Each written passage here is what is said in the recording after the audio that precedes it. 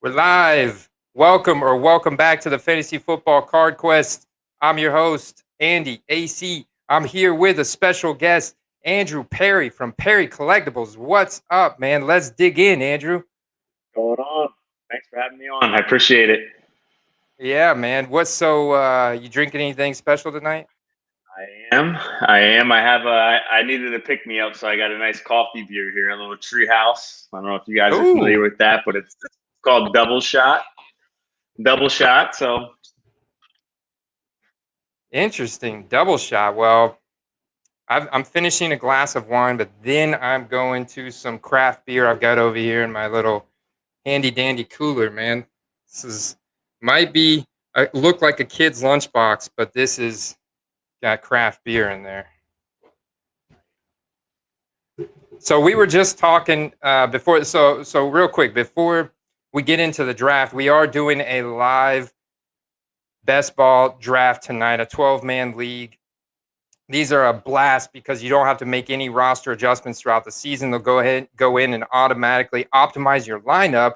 But we filled up the first 12-man league a little premature, and it went ahead and launched. Once it fills up, it launches, and so that launched at like 8:30. So we've actually been drafting in the first league since like 8:30. But we've got another league that we've already spun up. It's 6 out of 12 filled. I'm gonna paste the link here in just a second in the live chat as we're talking, because right before we went live, we're going to be talking about some very interesting strategies. So let me just tell you guys, Andrew Parry's got 100% positive feedback on his eBay store, and he's also got thousands and thousands of transactions on there. This guy has moved a ton of product. A lot of it's football. So I can't wait to pick your brain tonight, Andrew. And we were talking a little bit before we hopped on about what you're kind of seeing in the market, the trends you're seeing right now. So I'd love for you to elaborate on that now that we're live. Yeah. So can you hear me all right, first off? Oh, yeah, that sounds good. There was a little tiny echo, but you sound great, man. All right. Because I had to get off my AirPods because I was getting a little reverb there.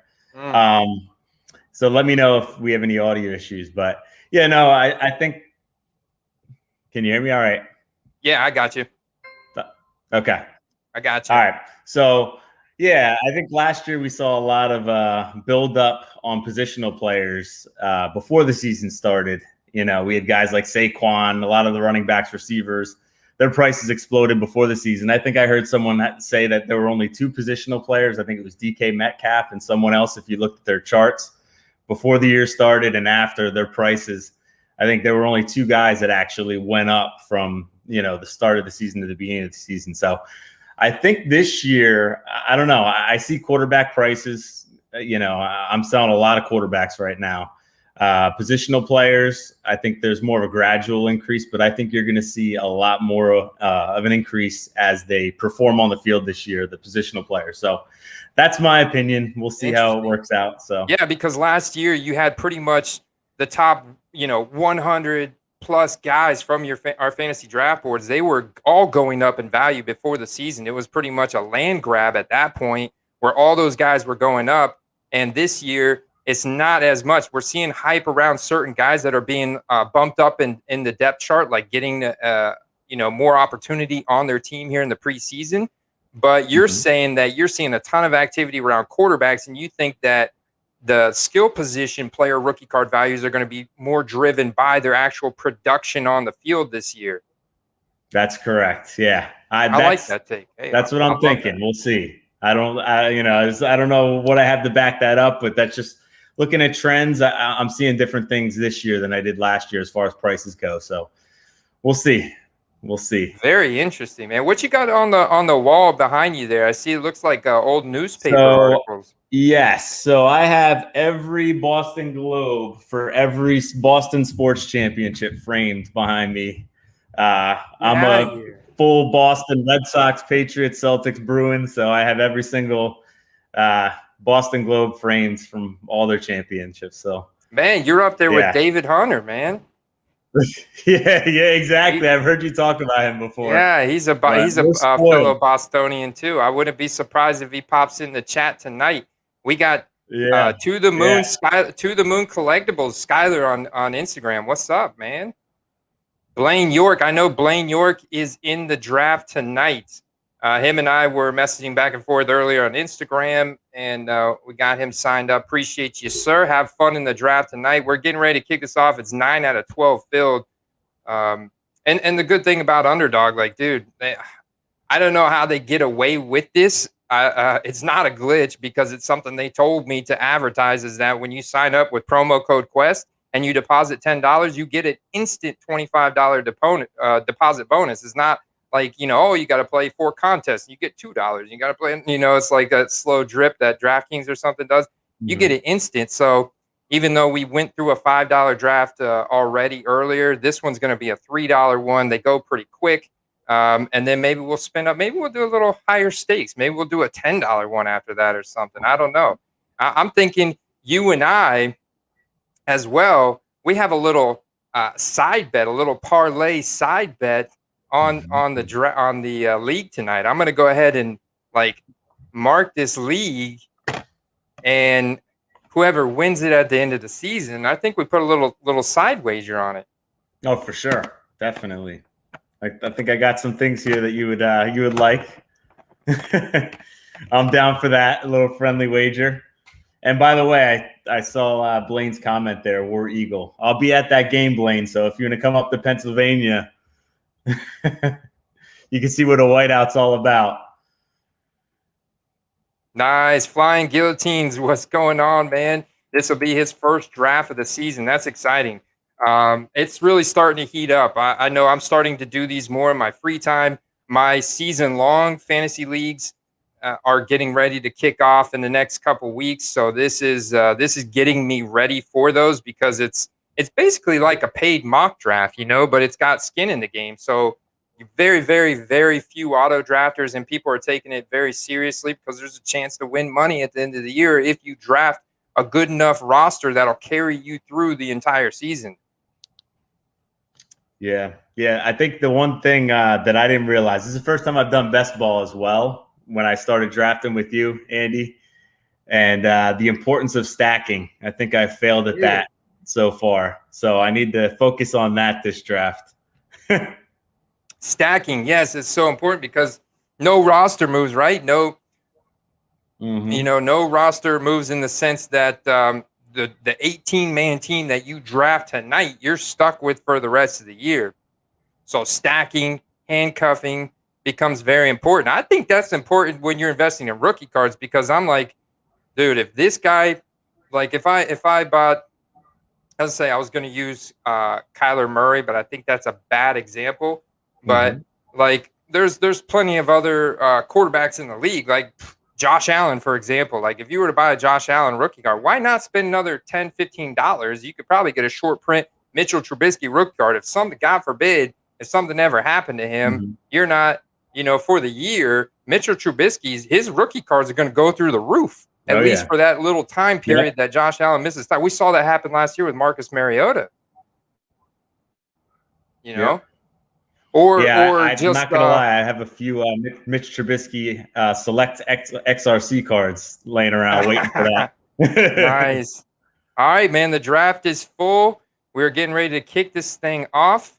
I am going to enter the draft, and I'm going to throw up the draft board. I think I've figured out a good way to do this, to where I basically will keep this here. I'm going to bring this over here, and then blow this up here, so that way, let me know if you guys, I'm gonna zoom in on that a little bit, as long as we can.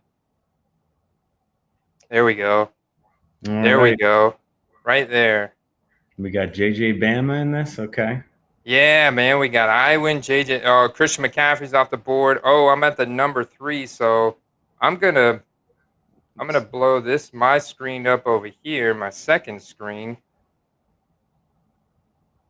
and so I can draft my player. Well, it's gonna pretty much Alvin Kamara. Yeah, I want to get him. I mean, this is a half PPR league, but I've heard reports that Alvin Kamara could even play a wide receiver role as well as a running back role. And I was watching highlights from the preseason game this week. What the Saints played, Thursday night? I was watching it last night, so it was either last night or Thursday night. Taysom Hill did not look good at all. He was not accurate. His decision making was not good, and Jameis Winston's was. Although he did have one long deep pass that was intercepted, but it was ricocheted off of his guy and another guy, and it was intercepted. So I was like, that's the Jameis that they're worried about. But it was that one bad decision. Otherwise, he drove the ball down the field. He looked clean, crisp. And I was like, man, dude, this is the start of a Jameis Winston, breakout here in New Orleans. And I think that's a guy that could have a rookie card values that would go way up if he did get like a solid starting role, don't you think? Oh, definitely. I know a lot of people that are putting a lot of money in Jameis Winston, which I'm not that risky, less risk averse than that. But no, I agree. You definitely want Jameis to succeed if you have Kamara, because when Taysom was in there last year, it did not bode well for him. But I think Jameis is going to win that job. And who Taysom was hitting up as a guy we could talk about. He's probably moved up in the draft board, but it's Marquez Callaway. Yes. Marquez Callaway. And I go look up his rookie cards, and I'm like, man, dude, the selection's so limited. It's like, do I go with the college? I mean, whatever rookie card I'm getting of him is him in his college uniform. But do I go? I think the best one was the Contenders. It seems to be when those guys are like the undrafted free agents or the super deep sleepers. The Contenders, they always somehow get printed in Contenders. Yeah. I love Contenders too. The on-card autos with Contenders, optic Contenders. I just love those cards too. Are they all on-card autos? Not all, but a lot of them are. So I try to target those specifically those Contenders on-card autos because those are nice. Dude, you know who else? I mean, you being a Boston fan, especially, man. Mac Jones. I mean, dude, that's Tom Brady 2.0. Yeah. I won't go that far yet, but yeah, no, he looks good. I'm excited. He looks so good, man. He does. We have receivers who just can't catch the ball. It's tough. It's tough to watch, but we'll see. We'll see how it plays out. I'm just curious, man. I have Cam Newton. For some reason, last second I picked him in your what do we call it? The card challenge here. I have Cam Newton's Topps rookie card as my quarterback card that I'm thinking his value is going to go up. But he's playing, dude. Cam Newton looked really sharp too on last night, or what is that, Thursday night? I was watching it last night. Yeah. A guy who got drafted last night in my fantasy draft, Ramondre Stevenson, the running back. Oh, yeah. Yeah. I think he looks explosive, man. I think Damian Harris is definitely the guy. Yeah, but 100%. I think Ramondre Stevenson is earning himself a nice little load. Yeah, nice little workload. I completely agree with that. Let's see where are you at in this draft, Parry? Oh, you're right after me, so I'm right after you. It's perfect. Well, now on the way back on this, what happened? Is this our side bet one here? This draft? Yeah, this is our side bet one. All right. Well, it's only right we're going back to back then. It's only right we're going back to back. So on the way back, you get a chance to snipe me right here. Exactly. Went Derrick Henry. Oh, am I up here? Let's see. I appreciate you, Broken Sound Product. He's giving me a heads up. I need you, Broken Sound Product. JJ Bama, what's good? Matt. It's all Matt's fault that the first league went off early. I blame it on him. Jets Crazy 87. It makes sense, right? Crazy Jets fan, it's fantasy league, drafts early. No, he's a really good dude. Joe Mixon. Let's see. By the way, Jets fan, Corey Davis looking good tonight. Whoops. I think I got Najee Harris. Let's see. Yeah, you did. I'm down with that because it's clear. Like, if you look at the snaps from the preseason game, even today, I mean, it was like 99% Najee Harris, 1% Anthony McFarland. Oh, yeah. Yeah. No, he's safe. I mean, dude's an absolute bell cow. I know that their offensive line's getting older, having some, concerns with the offensive line in Pittsburgh, but it's Pittsburgh. Now, Did you watch my recent video with the collegiate jerseys about the collegiate? Yep. What's your opinion on collegiate uniform rookie cards? What have you seen? I'm big on them for PC reasons. Really? Okay. And I can show you some things. I am curious to see how this NIL thing with the college players being able to, earn income off their likeness and all that stuff. And then talking about, possibly freshmen and sophomore having sports cards. I'm curious to see if that becomes like the Bowman Chrome baseball, baseball's Bowman Chrome for football. So I think down the line they might be worth more, but I think right now college cards are mostly PC. That's how I treat them, at least. College cards are mostly PC. Yeah. I definitely get that. You know what I want?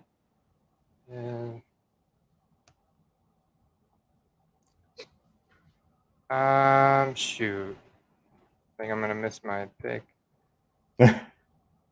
AJ Brown. Oh, that's okay. I was safe. You know what?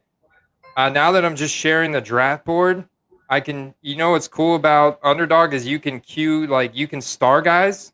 Yep. And if you run out of time, it'll pick them from your starred list versus just picking the next guy on the list. Yep. I'm totally fine with AJ Brown. Here comes my homer pick. Ooh. Allen Robinson. I like that pick, man. The Penn Stater. Penn State. Okay. I got you. So then so then I can expect you're trying to go for what? Chris Godwin in the next round? I can't be that much of I can have one homer pick for each draft. That's about it. I won't go any further than that. I like the Dobbins pick. Who just got Dobbins there? Jets. Okay. Jets crazy. 87. Are you concerned about Clyde Edwards-Helaire's ankle injury? Yeah, I saw that today, man. Well, it's not high ankle. Okay. I saw the report that said it wasn't high ankle, so that's good. It was just basically a little, like Andy Reid was like, it's just a little mild sprain. So, no, I'm not concerned about it. Okay. I really like Clyde Edwards-Helaire, to be honest with you. Too. And I've noticed that his rookie cards have gone up considerably. Yeah. Well, I like that tie-dye one you have, man. Oh, I know. So with you do a ton of business on eBay. Do you think it's smarter if I do a buy it now on that based on what I see recently solds are at, or should I do an auction? Like, should I do a 99 cent best auction? offer? Buy it now best offer? Yeah, unless you're in a rush to sell it for whatever reason. I usually do buy it now best offer for cards in that dollar range. So I like that card. That's awesome. I'm a sucker for tie-dyes too, so. Oh yeah, tie-dyes are nice. Have you got into any of the Cosmics? I did previous year's Cosmics, not this year's Cosmics. So I got a few of the previous year's ones, and then when they blew up this year, I sold a lot of them. Oh man. These guys are broken sound. They're taking bets. They've got side bets going on how many times I get auto drafted. Oh yeah. I'm trying to step up my game, guys. So far though, I'm happy with my roster, but this is when it really starts to matter. Like these rounds 4 through 8, I think are really important. You got QBs. Look how early Josh Allen went off the board. Oh, I even noticed Lenny snuck in this one. He's in my high stakes season long league that starts QB, 2 running back, 3 wide receiver, a tight end, a super flex. So this could be a QB, a wide receiver, a tight end, or a running back, and then a kicker and a defense. And it's got bonuses for plays over 40 yards. It's got 1 full point per reception, and it was $100 entry. Nice. So I see him sneaking in here, he's probably trying to spy on my draft strategy is what it is. You know what? Josh Allen's actually probably the player that I wish I would have bought more of. I bought only 1 or 2 of his cards, and I blew it there. I definitely doubted him his first 2 years, and that was a mistake. I know, man. Well, his red zone accuracy was not good, and his accuracy in general was not good. I mean, yeah, he had the cannon and everything, but the accuracy wasn't there. And so, but now, I mean, through working with Josh Palmer, Carson Palmer's brother, and the coaching there in Buffalo, I mean, dude, he is just night and day. And now it's like, is anybody going to be able to stop him? You know, he looks incredible. Oh, my goodness. Yeah. I see you there with the Chase Claypool. Yeah. I like him this year. So Godwin was there for my second homer pick, and I couldn't do it.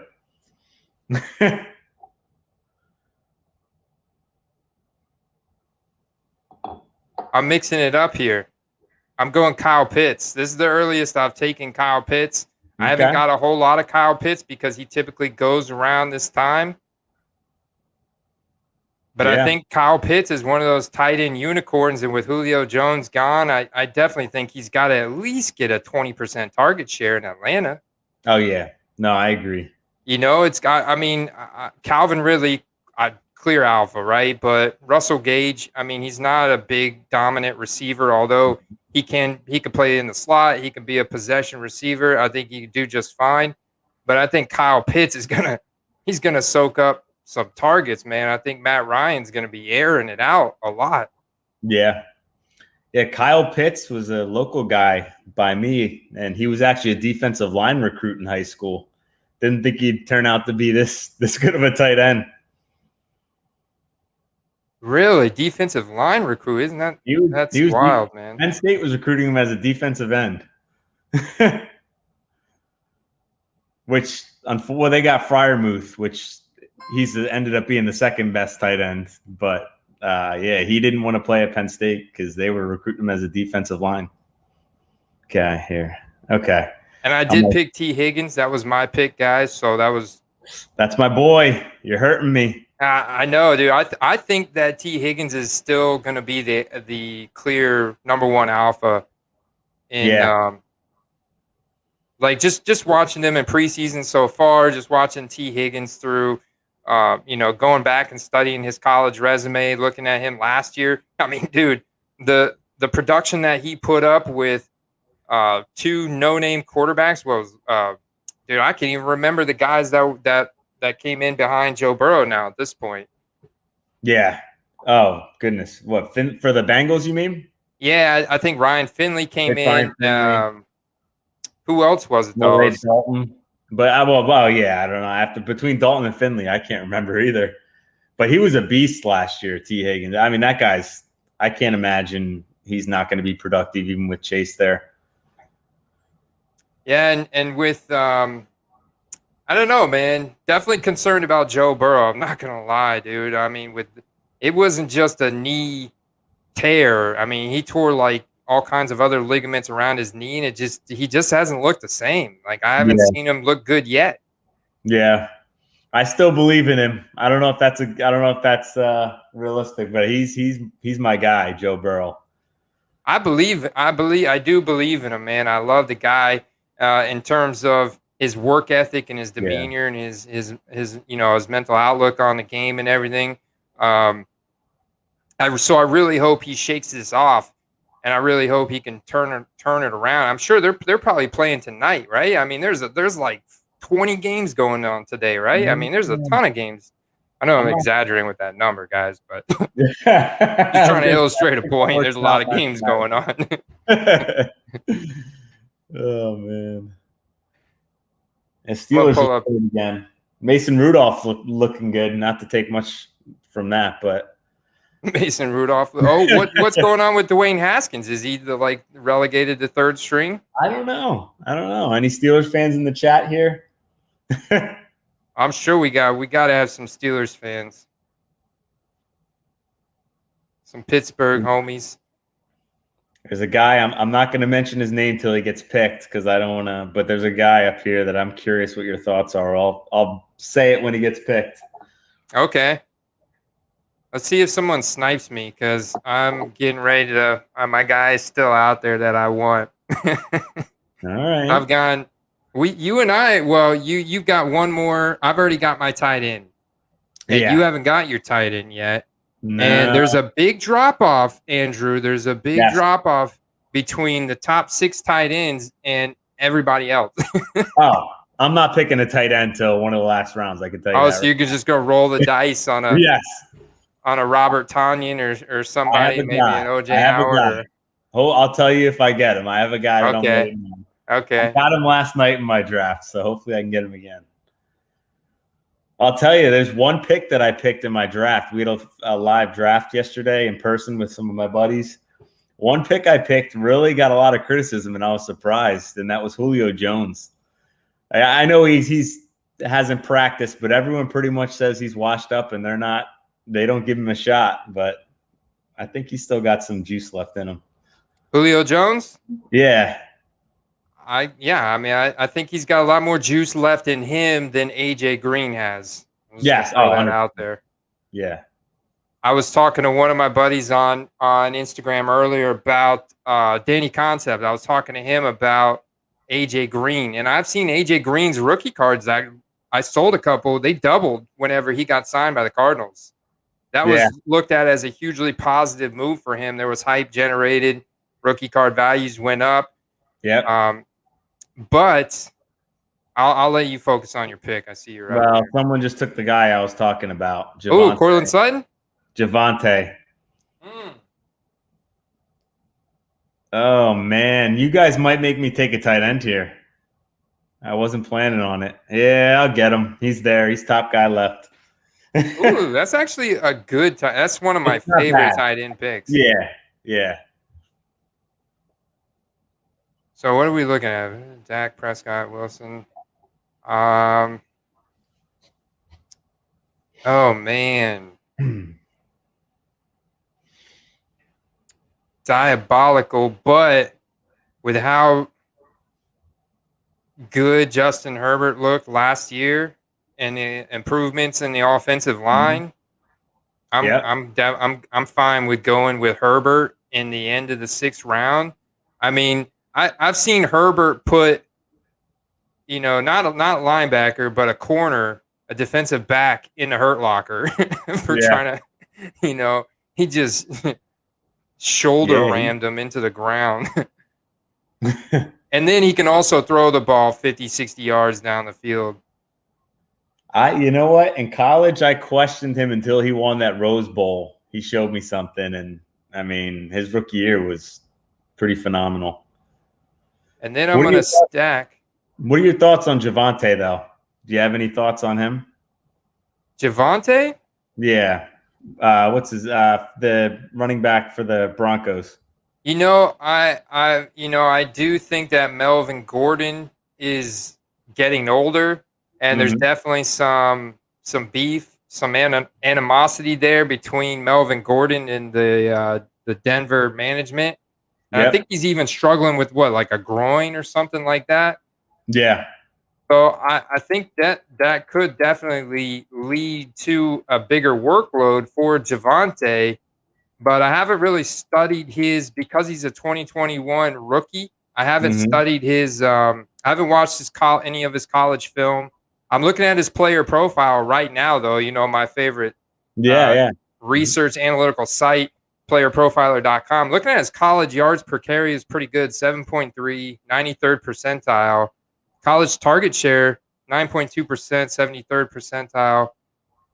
Not bad. He's got a pretty good agility. His best comparable player is saying Noshawn Moreno. Ooh. Okay.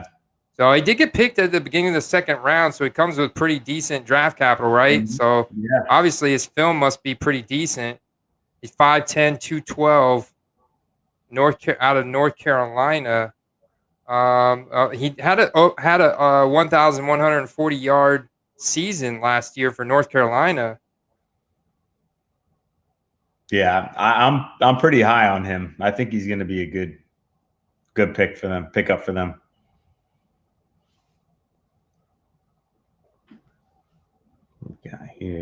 We got another tight end picked, Thomas. Oh, I like Logan Thomas, the Yeah. converted quarterback. Yeah. I remember watching him as a quarterback in college and thinking that guy's way too big to be a quarterback. And sure enough, he's a really good tight end. Yeah, it's too bad Tim Tebow couldn't make that same. It wouldn't be right if we didn't bring up Tim Tebow in tonight's live stream. Didn't Luke, your former guest, didn't he say he'd get into 2 or 3 games and then he wouldn't make the team? He did say that. And I was like, there's no way. Too many connections. Yeah. His hometown team. There's no way, man. Tebow's a lock. And then he goes and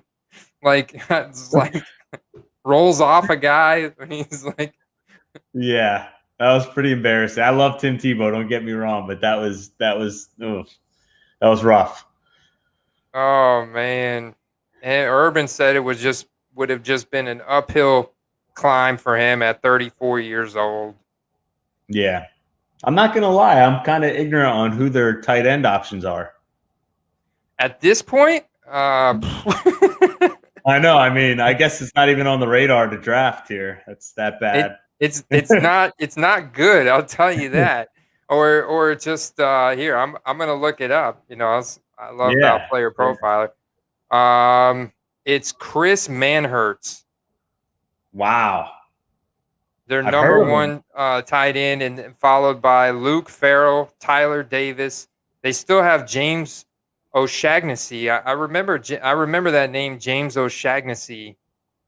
He was a Patriot for a little bit. We don't really have metrics on Chris Manhertz. He was undrafted out of 2014. He's almost 30 years old. He went to Canisius College. I've never even heard of it. They don't even have stats in here for him, really. Yeah, Luke Farrell was an Ohio State guy, so I know that with my Penn State affinity, but Ohio State's not really big on throwing to their tight ends much, so he didn't get much run.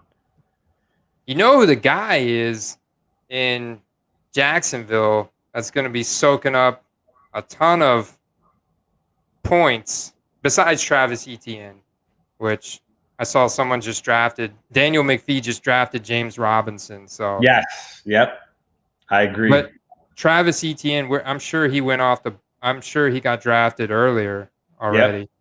Yeah, he went in the up down. Yeah, I went in the beginning of the 4. JJ Bama sniped him, took him right after me. I guess after I took Kyle Pitts.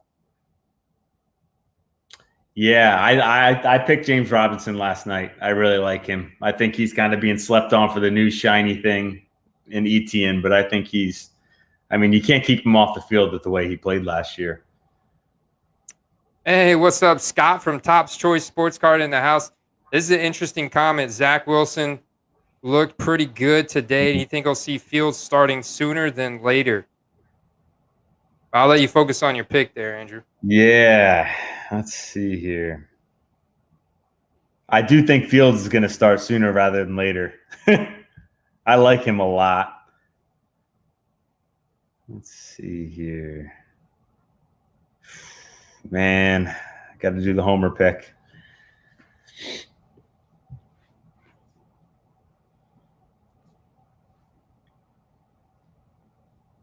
Check it out. Our man Filthy here is at Gillette Stadium in your hometown, Parry. Oh, there we go. Watching the Revs take a dump on FC Cincinnati. He's an Eagles fan, isn't he? Yeah. Well, there's Hurts. Oh yeah. Oh man, the guys are they're gonna get me. I got autoed. I missed my pick that time. What's the over/under on that, guys? Hey, well, you know what they say about Raheem Mostert. What's that? He's a must start. He's the Raheem must start. Speaking of that, does he have any rookie cards? I haven't even looked into his cards. Very limited selection. Was that you just selling something on eBay? That was an offer. I told you that's an offer for that Kyler Murray card. Another offer? The different one. After our picks here, you're gonna have to show the guys this card because it's incredible, and you're just getting offers on it left and right, huh? Yeah, I've gotten like 7 today. 7 offers in one day. I'll tell you about it too, because there's a comp that just confuses me with that card. I'll tell you once I get my pick in here. Okay. Oh, it's actually my pick. I'm like, you're thinking it's your pick, and it's my pick. Yeah. You know what? I'm going to get me a little Curtis Samuel exposure. All right. All right, I got to get off running backs here. I got to get something else. Let's see. Oof. Oh, man. It's getting slim pickings, man. It is. My guy's still out there, though. You know who I'm going Trey Lance. Oh. I like. I'm liking his potential. Yeah, man, you could really strike gold there. I think he's very, he's a very similar athlete to Justin Fields in the sense that he can turn negative plays into positives with his legs. You know. Yep. And they both have strong arms. I think Trey Lance has got an even stronger arm than Justin Fields. Honestly. Yeah. I know that's going to be debatable, but. A guy in my draft yesterday had a very interesting strategy. He picked Trey Lance, and then he went with Kirk Cousins after, because I guess Kirk Cousins has the easiest schedule the first 5 weeks, and he's figuring by week 6 Trey Lance will be starting. So he does, man. That's a great little nugget right there. Yeah, it's very true. There's a lot of people that are taking Kirk Cousins deep because of the value. Yeah. I mean, he's a pure pocket passer, but with the weapons. I mean, between Dalvin Cook and Justin Jefferson and Adam Thielen and Irv Smith. Yep. So here's the Kyler card I was talking about. Okay, hold on. Let's do one of these. Boom. So it's got the helmet up top and the jersey on the bottom, and it's interesting because I got it for a good deal, but I'm looking at comps of the same exact card for other players, and Tua went for $675. I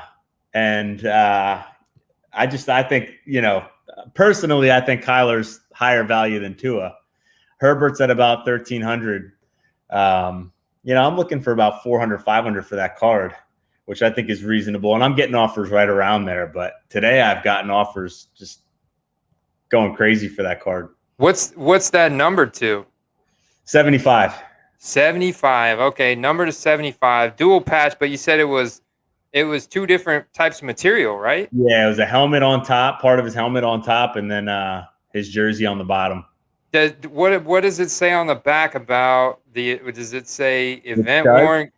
It says player worn material. That's all it says. Player worn. Okay. Yeah. Well, we could tell the guys in the live stream. I mean, you know what that means, right? Yes, exactly. It's off the shelf at Dick's. Off the shelf. Yeah. And then he went to a Panini event where he was sipping on cocktails, and they're like, "Hey, put this on for a minute, Kyler," so we could so we could say you wore it. That National Treasures debacle with the NBA National Treasures. Oh, that was painful. Oh, and by the way, would you like an hors d'oeuvre or stuffed mushroom? Yeah, exactly. That's what I picture them like at some kind of like banquet event where they're like passing around jerseys and helmets and stuff at the same time as hors d'oeuvres, Yep. So tell me about this National Treasures debacle. I'm not sure if I've heard about that. Oh, just I forget exactly what the verbiage on the back of the LaMelo Ball card was, but it was basically and then autograph, also, right? Yeah, and then his signature was identical to Mikal Bridges. It was like Mikal Bridges signed his autograph for him. It didn't even look like his autograph. So it was bizarre. It was bizarre. But Panini got ripped for that thing. That National Treasures product this year was not. I don't know what happened to them getting game worn or event worn stuff. Like, what's the deal with that? Well, I think Flawless. You see a lot of the actual game worn stuff with Flawless because they come out towards the end of the year, is what I understand, or after the season ends. So that's actually why I like Flawless a lot. is because there's actually a lot of game worn stuff, and I actually like they have a lot of on card stuff too. But a lot of the flawless stuff is actually game worn for that reason. Flawless. There you go, guys. All right, you gonna snipe me? Is he gonna snipe I like this rookie here. Don't do it. Ooh, okay. I like Terrence Marshall. You know what? I gotta go with another. I gotta have a backup to Justin Herbert.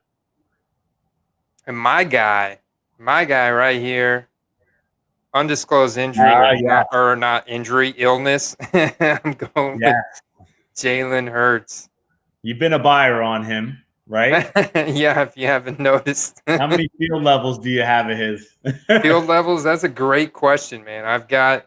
I don't know if you saw that one video. I should have done like a video where you could actually see the elevation of the stacks of cards on my desk, but the Jalen Hurts stack was higher than all the other ones. Nice.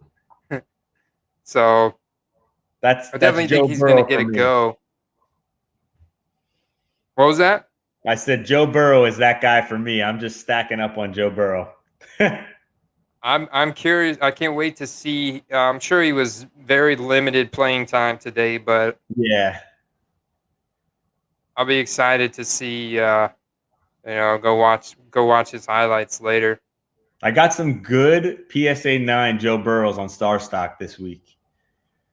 Under $100. Yeah. So I mean, I know you're very active on eBay, but I mean, you are using all the platforms against each other, like I talk about, aren't you? Yep. Oh yeah, I'm a big. I love my slabs too. My slabs. Yeah, that's interesting. That's probably the one I've been utilizing. Well, other than eBay, I've utilized my slabs more than any other. All right. So tell me, I'll let you make your pick. Marquez Callaway. I'm taking your advice here. Oh, dude, that's a great value. No, honestly, I kind of could have got there. I always love taking Tony Pollard in like the 10th, 11th round. I feel like there's just so much value. I just think that he's so good and he's only getting better, and Zeke just seems to be getting worse. We'll see what happens. I mean, look, in this draft, he slid all the way to the 11th pick. Wow. Behind Saquon Barkley even. That. Wow. I mean, that's good value. I mean, I agree. Zeke's definitely gone downhill a little bit, but at 11, you can't do much better. Yeah, you can't. Yeah, I mean, like Dr. Pete Cooks was like, no, there's no way I can say no to that. Yeah, that's an easy pick right there. I mean, you look at his first two picks, Ezekiel Elliott, Antonio Gibson. He was able to come back with Antonio Gibson, who I absolutely love. He looks like a linebacker running a 4.4 as a running back. It's crazy. Yeah, you know. Gibson's one of my guys, man. I'll tell you what, Penn State played them in the Cotton Bowl when he was at Memphis. And that's when I first saw him play, and I was, oh my god, that guy blew me away. And that's when I first started paying attention, and he's a great running back. And you look at it, and it's like, wow, he was not utilized that much in college. Like, he doesn't have a ton of touches under his belt, so he's pretty fresh. Yeah. No, I agree. Fresh legs. That's huge, having fresh legs. That's kind of Damian Harris, too. I don't think J.J. Bama can correct me if I'm wrong, but I don't think he had many carries coming out of college either, which I liked about him.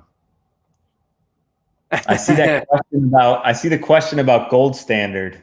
Clarify that. Because one thing I mentioned, like that's one of the two sets out right now that have the pros in their professional uniform, gold standard and elements. What are your thoughts on those? Yeah, it's funny because I had a question I was going to ask you. I was going to ask you what your favorite quote-unquote cheap brand of football cards are. Cheap brand? Not Prism, not Select, not Optic. Based Donruss, man. Based Donruss, okay. Based Donruss, that's me, man, because I want that rated rookie logo. I feel like that carries weight in and of itself. Yeah. No, I don't disagree with that. I don't know why, but I like Obsidian. Spectre is nice. Some of Spectre's autos are nice too, but I don't know. I just like the look of Obsidian too. I will say Obsidian does look really cool. Is it cheap? Yeah. Like you can get that pretty inexpensive? I mean, I don't know if it's not Don Russ or, Gold Standard or, what are the ones? Is Gold Standard pretty cheap? Because I thought they had a lot of numbered stuff. Like when I was looking up 2021 guys, there were some Gold Standard sales this last week that were like $500-$600, like Justin Field cards, Gold Standard numbered out. I saw the same card sold for each of the top 5 first-round quarterbacks, and it was like numbered out of 99, Gold Standard, and it had like these gears in the background. Okay, I'll pull it up and show it to you what it looks like. It's interesting. I'm not too familiar with the Gold Standard product. This is one of the. I'll show you one of the Obsidian cards I just got this week. Well, I'll tell you, the Gold Standard hobby box on Steel City Collectibles. Yep. Guess how much that is going for? A hobby box. A hobby box, a Gold Standard. 400? No. Go up. Are you serious? 800? Yeah. More. 1,000. It's over 1,000. Yes. Keep going. Multiply that by 3. That is a product I am not familiar with. Jet's crazy. So I'm going to have to look into that. I've got a Calvin Ridley autographed Gold Standard rookie card numbered out of 49. I cannot sell it. I've listed it on eBay for $70. I thought that was fair. I think I paid granted, I did pay like $24 for it or $20 for it off Beckett Marketplace last summer, and I've held it forever. But it's like, I feel like it's numbered out of 49. It's Calvin Ridley, but it's a horizontal card. Yeah. And it's numbered out of 49. It's autographed, sticker auto, but I feel like I should be able to get that, but I can't sell it. You got to think my just gut reaction without knowing much about the product is it's Trevor Lawrence's one of his first cards in his pro uniform. So, they're going to put that initial off price for a hobby box up pretty high because people are dying to get that Trevor Lawrence in his pro uni. And the quarterback class this year is awesome. So, I mean, hobby boxes are not a bad investment. Would you be able to leave that sealed? I am not a sealed guy. That's not a bad play, but I like the cards too much. Like I can't have sealed products sitting there. Like it's just not fun to me. Like I enjoy sports cards. I sell them, I invest, but I enjoy them too much. So I'm not a seal wax guy.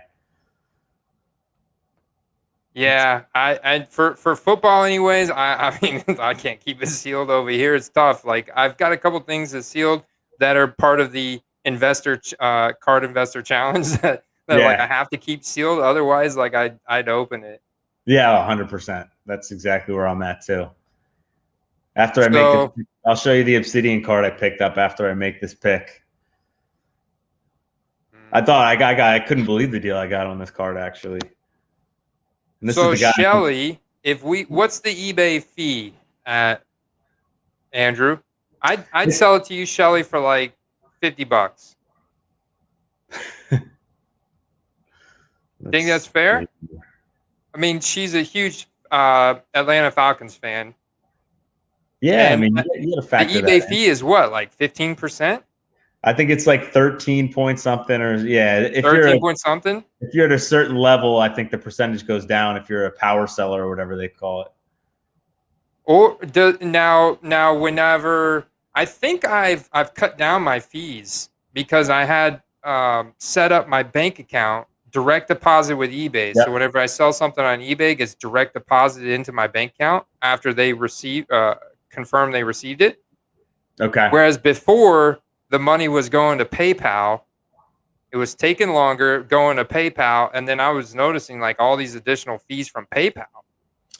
Yeah. So when they changed over, eBay did raise their fees, I believe, because it's less, you don't have the PayPal fee. And I think they adjusted their fee as well.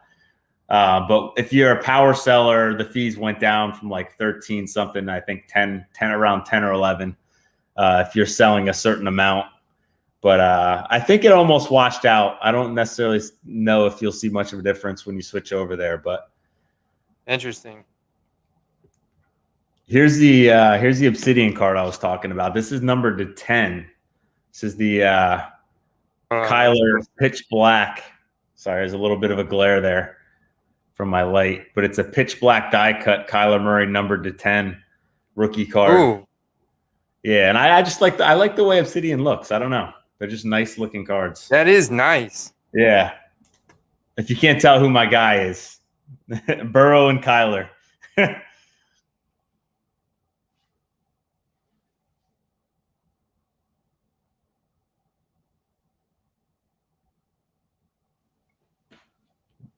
see here. Burrow and Kyler. And then and so you're stacking him with Higgins. Yes, I got a lot of. Who are you Higgins. stacking Kyler with? With as far as cards go or fantasy? Yeah, or fantasy. Oh, as far as cards, no one actually. You know what? That's funny you asked that question. I'm not really stacking anyone from the card. I'm looking at Hopkins cards. His cards aren't cheap, but I told you those Topps Holiday ones. I love those ones. Those are nice, man. I got those right here. I like those. I sent one to SGC this week, so I'm curious to see how that turns out. Yeah, I've graded a few through the little scan on FGS cards, and they've all come back 9s on that little scan. So I haven't sent any into SGC or anybody a Pure Graded X or anything like that yet. But I've got them, and I feel like that deal that I got, thanks to you, man, I mean, that's incredible, dude. Yeah, from ComC. I got 3 of them, and one of the 3 looked like it was grade worthy. The other 2 were probably, like you said, probably around a 9, not worth sending in. I'm really liking SGC, though. I'm not going to lie. I get it, man. They've got the reputation from all the vintage stuff that they've done, right? Yep. That's their big thing. So they've got the reputation from the vintage. We know that they're accredited. They've been in the business for a long time. They've got the only like accredited, long-standing grading company that's got turnaround times that are pretty decent. Yep. And you got the tuxedo slabs. They're apparently very strict. I don't know what your opinion on is on their grading process. I'm not sure if they're using AI. I know we kind of got a little bit behind the scenes look from Sports Card Investors Tour down there. How many cards have you submitted with SGC and kind of what's your feel on them? I probably submitted about 30 at this point and spread out through 4 orders or so. I think their grading is fair. I mean, I haven't gotten an order back where I was surprised by any of the grades that I've gotten. Really? I do think they're strict, which is why I think buying already graded SGC cards is a good play. Whether you plan to resubmit them to PSA if you're a PSA guy, I think if you get a SGC 9.5, I think you got a chance at a PSA 10. So I don't think you can go wrong really with them. That's just my thought. But I actually like the SGC cards in the slabs, especially Steelers and Raiders cards. I'll tell you what, man, they look nice in those tuxedos. David Johnson, was that your pick? Yeah. Steelers and Ravens cards look nice in the SGC slabs. I like that. Well, Raiders. Like, here's my Josh Jacobs XRC card, and these just look nice in the tuxedos. Ooh. Yeah. Man, this is a tough pick for me. I'm going to end up getting auto drafted here. But I wasn't really sure who to take. Sterling, nah, I'm not crazy about that. You know what? If I would have looked just a little bit further, I'm seeing all kinds of guys that I'm going to go ahead and queue them up because I don't have that screen up. But there's one, Bing, there's 2. And they're all wide receivers really at this point that I'm looking at. Yep. Jared Cook, I think that's going to be an interesting guy. I'm keeping an eye on this year too in that offense. Jared Cook, yeah, I mean the veteran tight end, but he's on the Chargers now. That dude's a receiving tight end. He's like, I kind of look at him as like the OG. Yeah. I mean, Jared Cook, he's got to be like 32 now or something, right? He's got to be up there, but he's still, I mean, He's a fast dude. He's athletic. It's crazy. He's still doing it. He's 34. He's 34. He's 34, dude. But he runs. I don't know if he runs this today, but as what a player profiler says, he runs a 4.5. But yeah, I mean his metrics are off the charts. Yeah. He's one of those receiving freak athletic tight ends. But yeah, he's 34 now. Wow. I didn't know he was that old. I knew he was old, but all right, here's my Penn State homer pick. I love this guy, KJ Hamler, if he's healthy. But the one thing Jared Cook can do is still block, apparently. That's why he's staying on the team. And Tim Tebow is getting cut from his team at 34. Yeah. Hey, your boy Gronk, man. He'll always have a roster spot for his blocking. Hey, there you go, man. And you can't cut him from the team because he'll retire before you do that. Yeah. I recommend, he was on David Ortiz's podcast this week. I recommend listening to that. It was really good.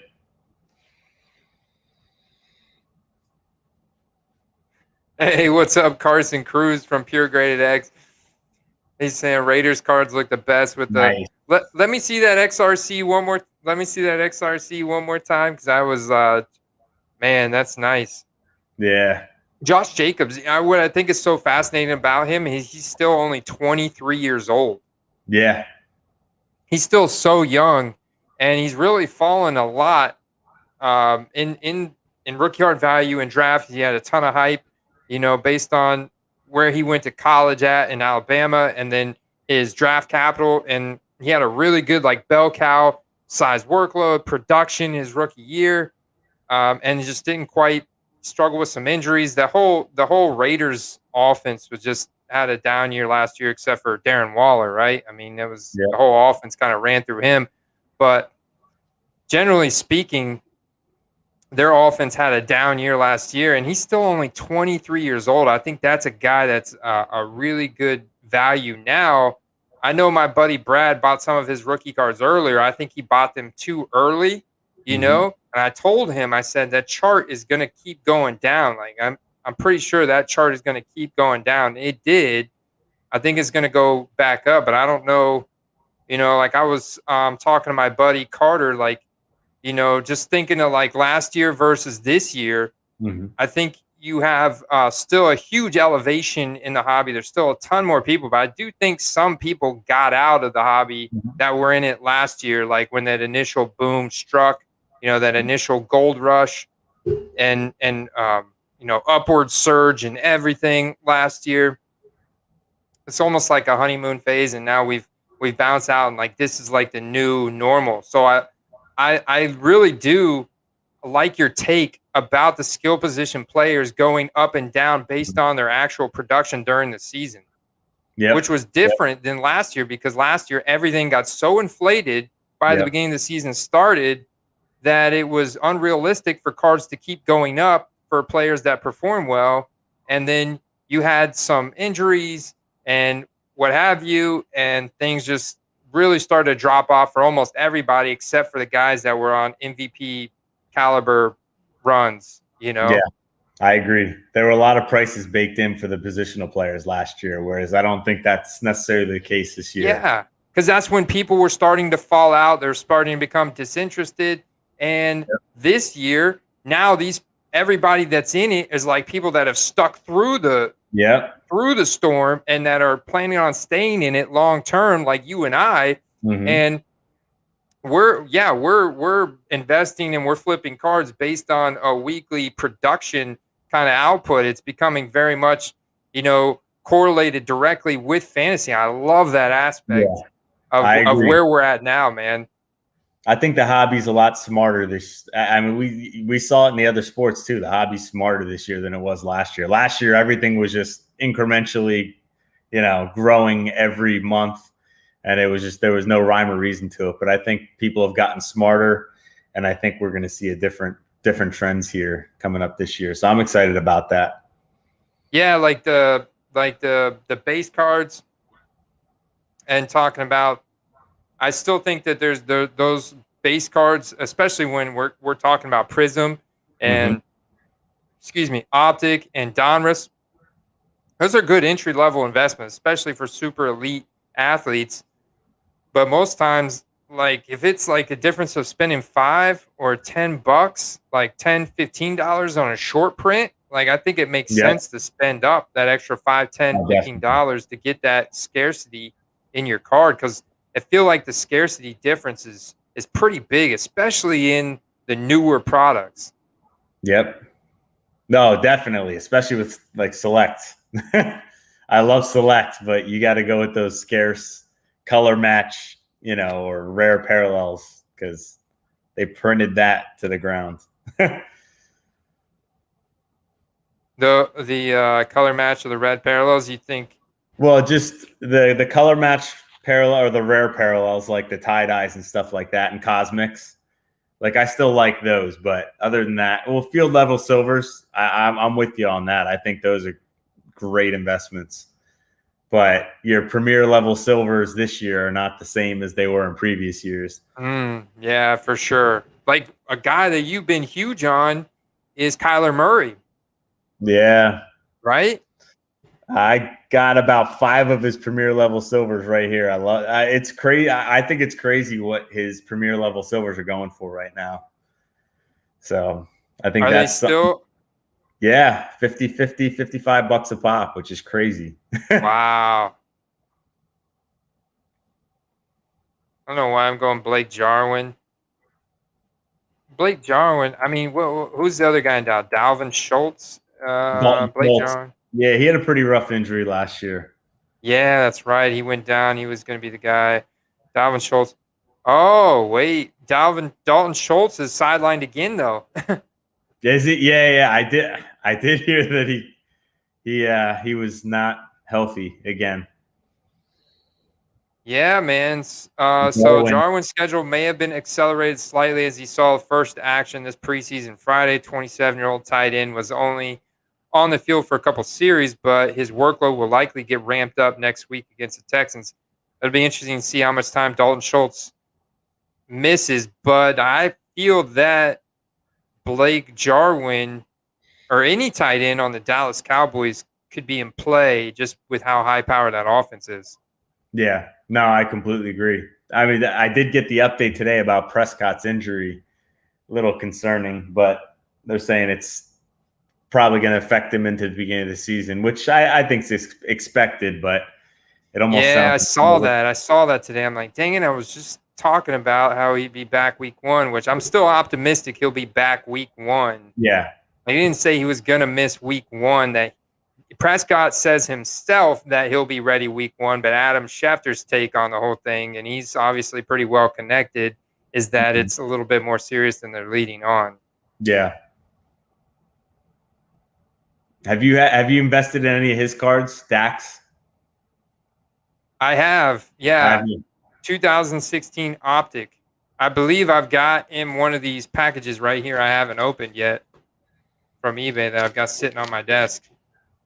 Nice. That's a nice card. I like how it looks. I like the look of it too. Like I love that year of Optic for rookies with the helmets off.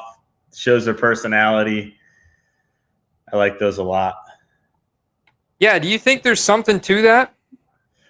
I mean, I don't know if there's something to it other than, I mean, collectability. I mean, I like it. I don't know. I don't know if it's going to affect the value necessarily, but just a personal preference to me. I like it a lot. Well, if it's a personal preference to you, it's a personal preference to me. I feel like that, I know we're not everybody in the hobby, but, I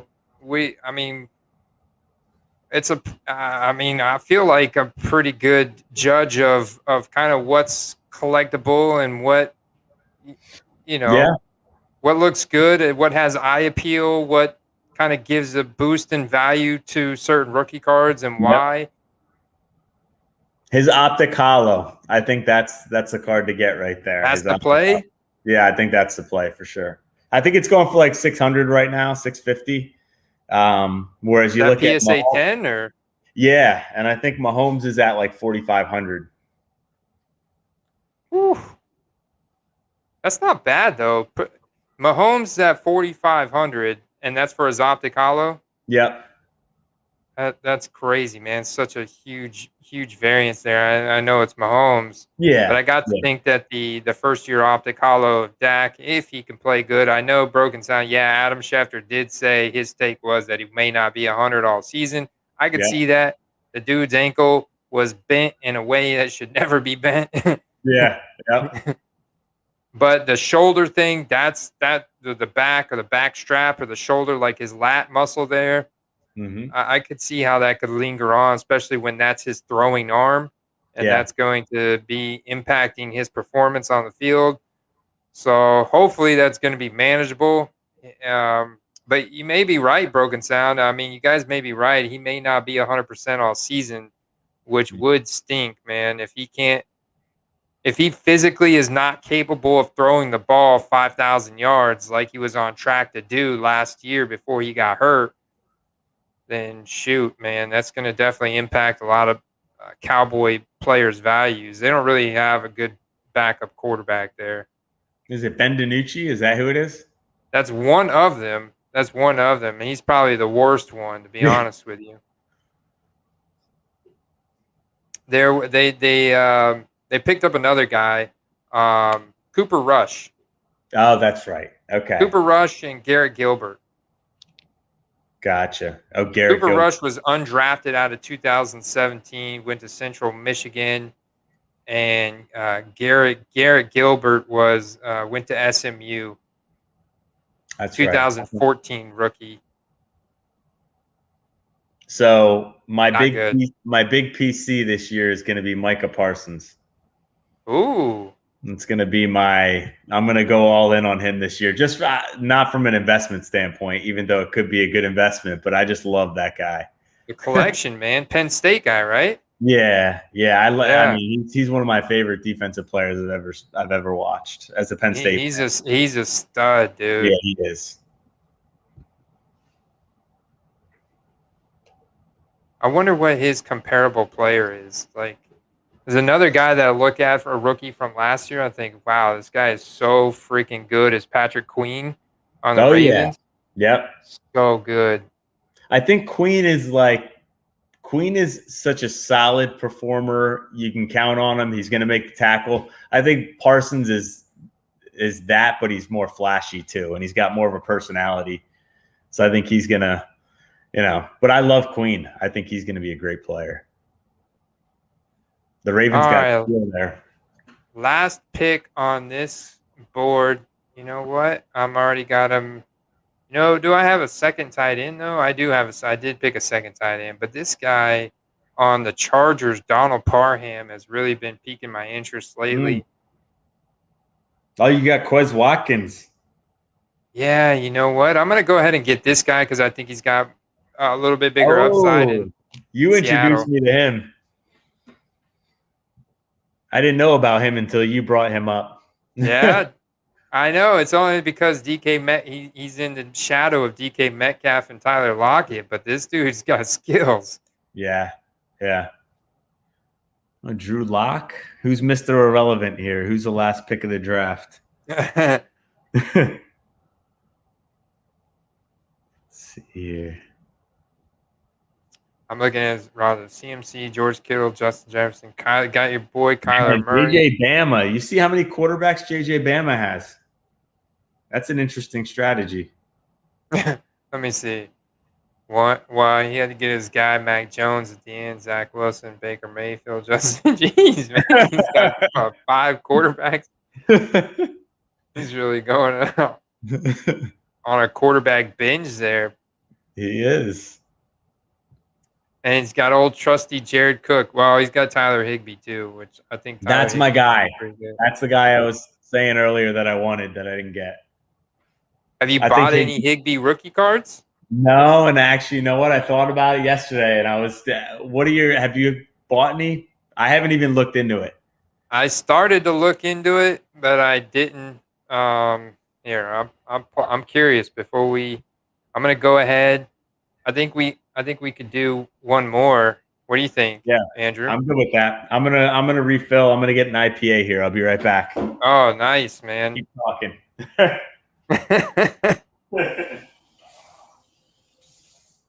That means I got to figure out where all my windows went.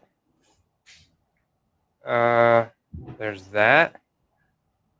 There's that window. There's this window, but I need, I guess, another window. Where's that window? Oh, there's the StreamYard. Carter, Power Hour. Yeah. Is he here? No, he's not in the chat. I think he's doing a draft on his channel tonight. Oh. Or a live stream on his channel. Man, real quick, let me send out a link. Let me get another one of these spun up real quick. And lobby, let's see what we got, guys. What kind of draft do you guys want to do next? And do a $5 10-person draft? I'm good with that. Yeah. It's either that or a $3 6 or 12. I just want to make sure we could fill it up. Mm-hmm. I feel confident being able to fill up a $5 10-person draft. Now that may impact ADP a little bit compared to the 12-person draft. What do you guys think? You guys got let me check the chat. The chat. We got Sean in. We got Blaine York in the house. We got Voodoo Rage, Carson, Broken Sound, Jets, Crazy 87, Jets, Crazy. Can you get your cuz and your other boy Condon back in for another round? Got Shelly in here. I think we might be able to, if Dr. P. Cooks comes back, might be some new people that want to come back for another round. So let's do it. Hey, by the way, are we picking our rookie card that's up for grabs on that now or later? Oh yeah, we should definitely pick that up. Look in here. Something nothing too crazy. All right. Yeah, of course. You know what card I just got that I think looks really nice here? Show you this. I like these Bills, these field level tricolors with the Bills players. That's the Gabriel Davis with the red, white, and blue. Those look really nice. That is nice, man. Is that numbered? 75. Red, white, and blue prism field level. Numbered 75. Yeah. That's nice. All right, well, man, it's not comparable. Let's see. I'm gonna have to dig a little bit. All right. See what I got in this stack here. All right. Well, this is similar. This is a red, maroon. I like it. Select. You like this? Concourse. I like DJ Moore. Yep. Is numbered out of 99. All right. I'm good with that. For the Gabriel Davis red, white, and blue prism numbered out of 75. Yep. Boom. It's on the line, people. You heard it here. It's live. It's I better take the eBay listing down. It's out on the internet. So yeah, I better take that eBay listing down. All right, let me go to this draft. We're halfway filled. We're over halfway filled. If I will text this out. I know I got a few friends that been doing these drafts with us. Can you send me the link on Instagram? Yeah, I sure can. All right. Let's see. Instagram. Boom. Let's see. And where are you at, Parry? I see you updated your logo. Nice. Yeah, I had to I had to get consistent across all platforms there.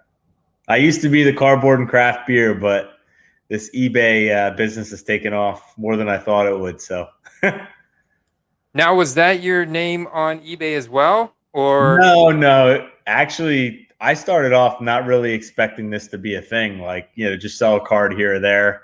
So it was just the generic like AJP 230, which was my email address when I went to Penn State. Yeah. And then as I kind of got into it more and more, talking to my wife, she's the brains behind the house here. She's got her own business. So she's like, you really need to brand yourself. So nice and simple. So Parry she schooled you up, She did. Made you legit. So you can't be, although I thought cardboard and craft beer was super catchy. I liked it. I do. Yeah. I liked it too. Look, he's kind of like, man, almost changed it. As you know, I like craft beer. So, by the way, here's my favorite brewery right here. Other half. It's kind of tough to see here. Oh, I think, is this the one you were telling me about? Yeah, in Brooklyn. Got the pink clouds on it. Interesting. Yeah, they got some good artwork on their cans. But their IPAs are the best. We got Raven Invest here. Let me keep an eye on our draft. Yeah, I got Raven Invest in the house. The Code Master coding away on the Card Quest Shark.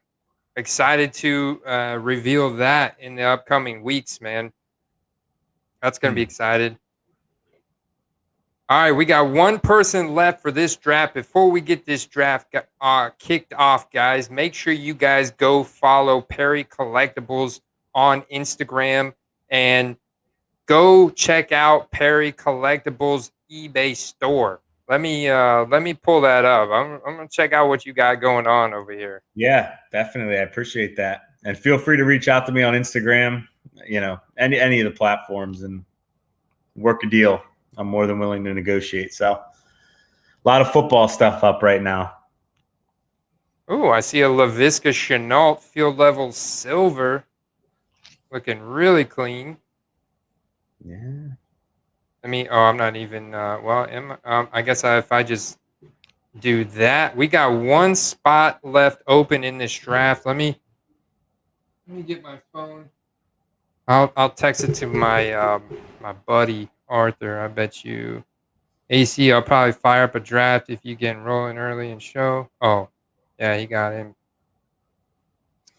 Let's see who was projected the most. Well, Midnight McPhee projected 3,000. Let's see who's projected more between you and I. You're projected to beat me right now by... Oh, no. I didn't sort it by highest points to lowest points. Actually, yeah. I'm projected to beat you, Andrew, by 150 points. Okay. All right. Just saying, obviously it's preseason. That doesn't mean anything right now. Mm-hmm. But I went completely against what I said when the stream started. I did not stack one player. It's tough to balance. We're talking about, cards and monitoring chat. We got, you're getting offers coming in left and right for your Kyler Murray. And you only got 30 seconds to pick. Oh, am I up? No, okay. We're waiting on one person, actually. Oh, yeah. Did they let you change that, Andy? Did they let you change the time between picks? Yes, they do, actually. I could go to a slow draft, which is 4 hours per pick. Oh, geez. Yeah. So if you want to do 4 hour per pick draft, now those are nice for, like, I'll get into the puppy. That's the $1 million tournament. That's first place is 200,000. Like, I'll get into that one with a slow draft, and I kind of like that. And you can get into a bunch of them, so you could do like 4 or 5 $5 entries on those with your $25 bonus, and then you'll have a pick pretty much every time you sign in. You get plenty of time to analyze what other people have taken, and what your bye weeks are and stuff like that. You don't have to go so quick. But what I love about this is most of our season long leagues are probably 90 seconds per pick. Yeah. And so this is like forces you to know your stuff, be on your game, like you kind of know your strategy. So I feel like I should be dialed in come my season long leagues here in the next 2 weeks. Yep. I have a question for you. So in your live drafts, your fantasy football leagues, do you have any quirky rules or any I think when you were talking to Luke, he talked about punishments.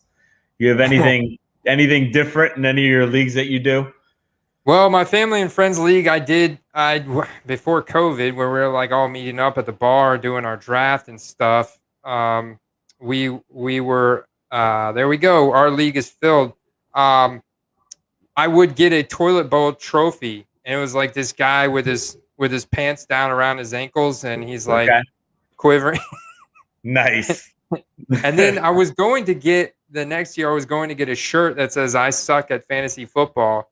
Yeah, and I never ended up doing that because of COVID, and I haven't and now all my drafts have been virtual since then. So yeah, we had a guy get his legs waxed last night as his punishment.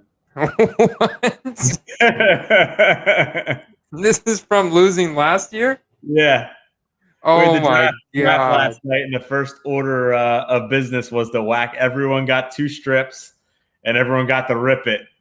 And, we try to make it painful. Oh, my God, dude. That's hilarious. Anybody get that on video? The best thing that I think we do. So I have the video game WWE 2K20, and I create everybody as a character. And we do a Royal Rumble to get the draft order. So interesting. That is, I think that's my favorite part of the. Dude, that's a great idea. WWE 2K.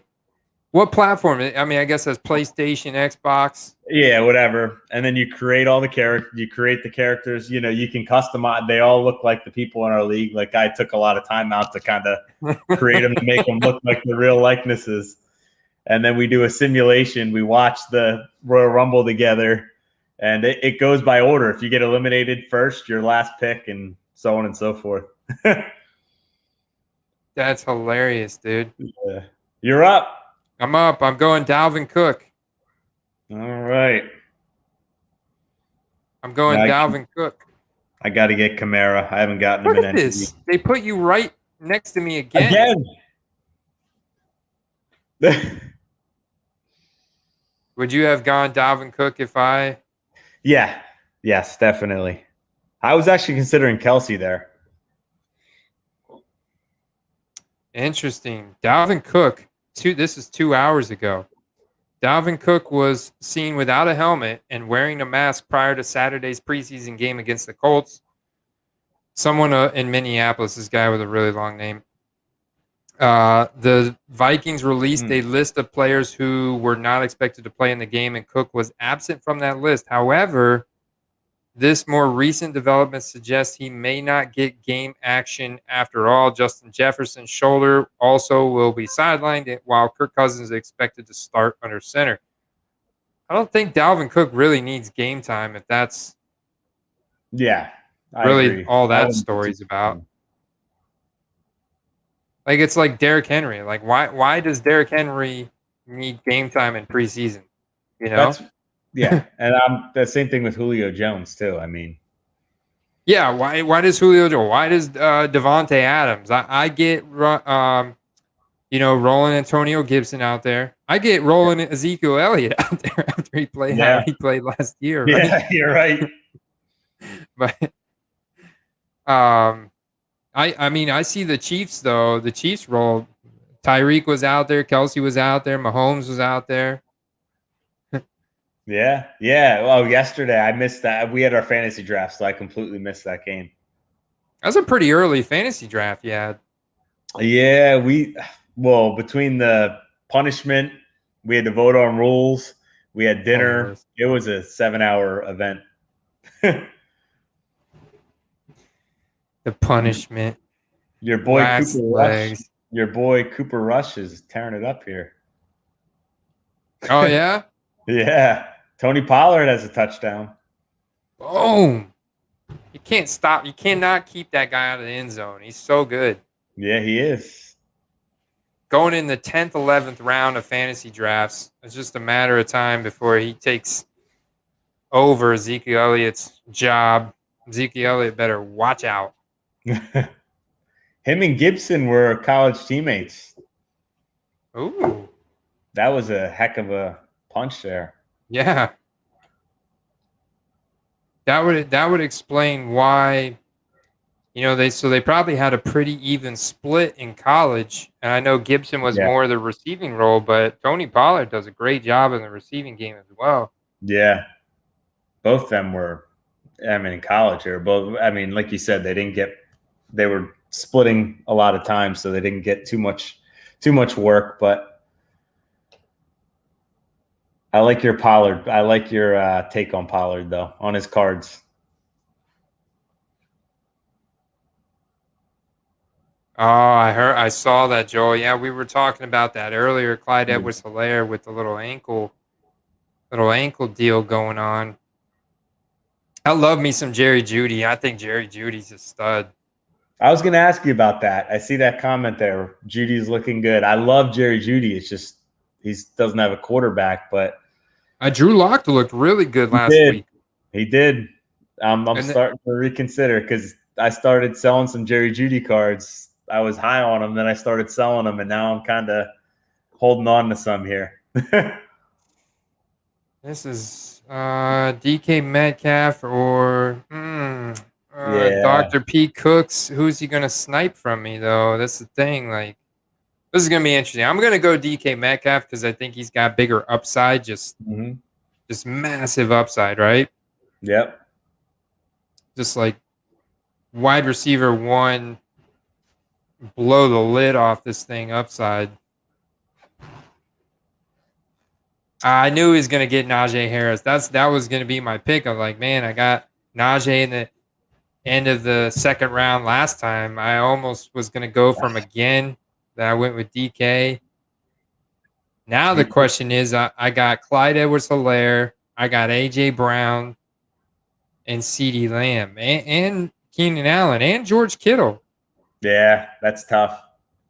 I really do want to play Jefferson. I wanted Jefferson. You wanted Jefferson? Yeah, he just got swiped there. Oh, okay. With a little snipe. All right, I'm gonna have to get AJ Brown then. I keep hearing all my favorite fantasy analysts. I'm not an expert fantasy analyst, but what I am good at is doing research, and I am good at going through all the data that these guys put out to come up with my own analysis, right? Yep. And basically kind of filter out everything that they put out and correlate that with rookie cards. But, when it comes to all my fantasy rosters, I think that I really have seen a big correlation between all these guys talking about taking a top 6 tight end. Like, you want to get a top 6 tight end, or basically, like you said, wait till the end and roll the dice on one of these super deep sleeper guys. Yeah. Just because the level of production between the top 6 tight end, once you get out of this top 6 tight end range, it's just like no man's land. Yeah. If you can stack Mahomes and Kelsey, that's tough to beat.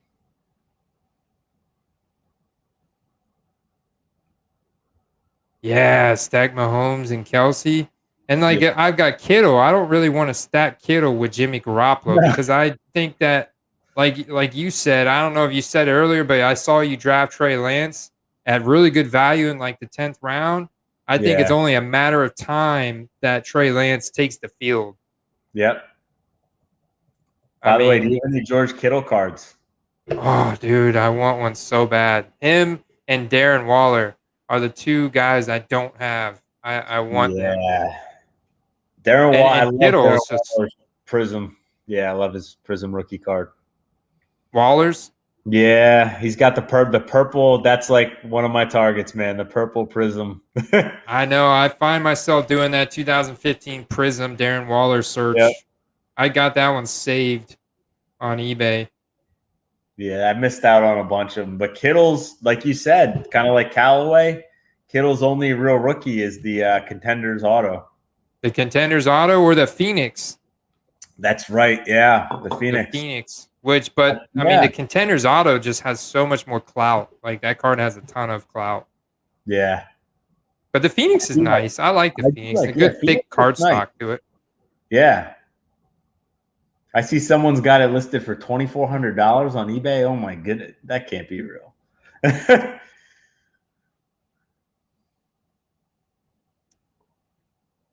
For a what is it? A Contender? The Phoenix PSA 10. I don't know what the pop count is on that. I don't know how Phoenix was printed back in 2017. It couldn't have been much, man. I feel like that set itself, that set was like released through Fanatics this past year. Yes. Yep. And I think it was, I mean, that complete set for Fanatics, I think was actually a good buy. You could buy it all day for $90, the complete set. I know. I should have got in on that. My buddy Brad Nolan he shared it with me, was telling me that, and I was like, but it's Phoenix. I was like, I wasn't sold on it at the time, and now looking back, I'm like, I should have. Yeah. With the rookie quarterback class, I think that was a no-brainer. All right. You know what? I'll go with Mr. Consistent, reliable, Robert Woods. Bobby Trees, as the guy drafted him yesterday called him. Bobby Trees. I've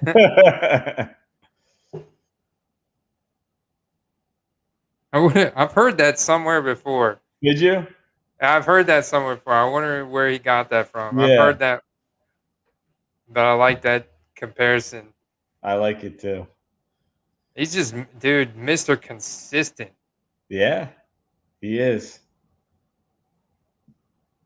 Ooh, Tyler! I like that Tyler Lockett pick. Oh, snipe Kyler. Kyler's gone, man. Kyler and Tyler. All right, we're on the QB run. I'm jumping on the bandwagon.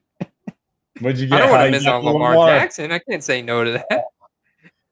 You can't throw Chris Godwin in my face again. Oh man. Let's see. Darrell Henderson. I picked Henderson up yesterday in my draft. They've got a lot of confidence in him. I'm surprised. I thought they were going to bring in somebody else, a veteran. They haven't done so yet. Not sure they will. No, yeah. What Xavier Jones? Is that number 2? That's number 2, man. Very limited rookie card selection as well. Yeah. Dude's got wheels, though.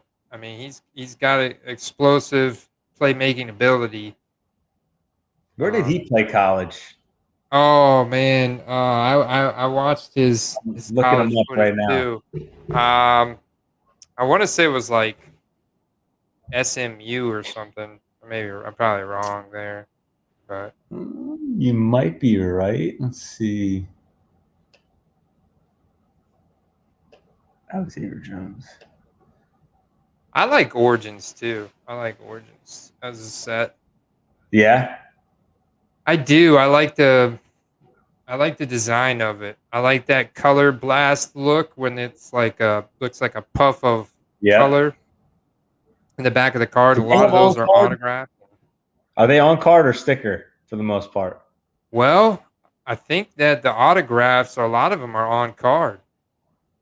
I mean, to me, that's a huge thing. I'm all about. I've stopped buying sticker autos now. Really? Yep.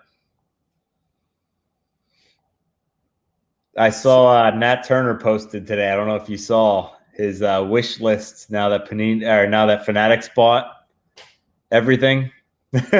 Bought the license. Yeah, so explain this Fanatic. Like I see this, my buddy Brad, a huge new crazy week for sports cards. Yeah. And I see the Fanatics. I thought it was just Fanatics, but I have honestly, to be honest with you, I have not read or dug into that article at all. Mm-hmm. I'm glad you're here, Andrew, to school me up. what's going Well, on with Fanatics? I mean, baseball, your old school baseball card collectors. I mean, this hit hard because, Topps Bowman Chrome has been the thing for 70 years. Yeah. And now Fanatics got the license for baseball. So now apparently I believe, I don't know if it's official yet, but they're NFL and NBA as well. So it's unknown if they're going to purchase Topps or they're going to, subcontract them out or whatnot, or if they're just going to create their own new product. It's not known what they're going to do yet. It's still 5 years out or so till they take over. But it's going to definitely change a lot of things. So we'll see. Wow. So 5 years out, that's a huge deal. But how does this affect Panini? Well, you know what? That's the question. I don't know yet because before I came on, I saw the news that they will be getting the NFL and NBA license. Now, I don't know if I haven't confirmed that, but there's a lot to unpack there that. So Fanatics could be in the game on NFL again. See, or taking over top. I don't like when there's not competition, so I'm hoping that's not the case where they have all 3 licenses and they can do whatever they want to do. And they can print to the moon. Yeah. I like the competition. Ryan Dr. Pete Cooks is saying it's confirmed.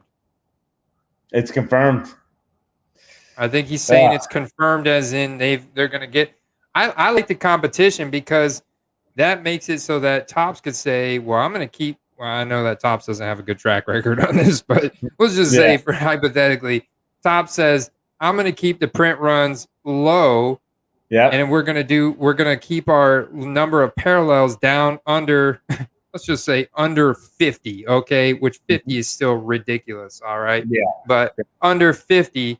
And then that kind of forces Panini to adjust their business model because they could lose a ton of customers, collectors and investors that go to the Topps product because it's got a lower print run. And, man, I'm about to miss my. That's all right. Let's see who I get. I gotta really cue some guys up. But actually, I like that pick, that Jamar Chase pick in the 6th round. I think it's good value. But yeah, I like that competition. I like to see the competition. The other thing is they could do the unlicensed thing, with like Prism with baseball, Select with baseball, where they can't have the logos on it. So obviously not ideal, but that's another route they could go.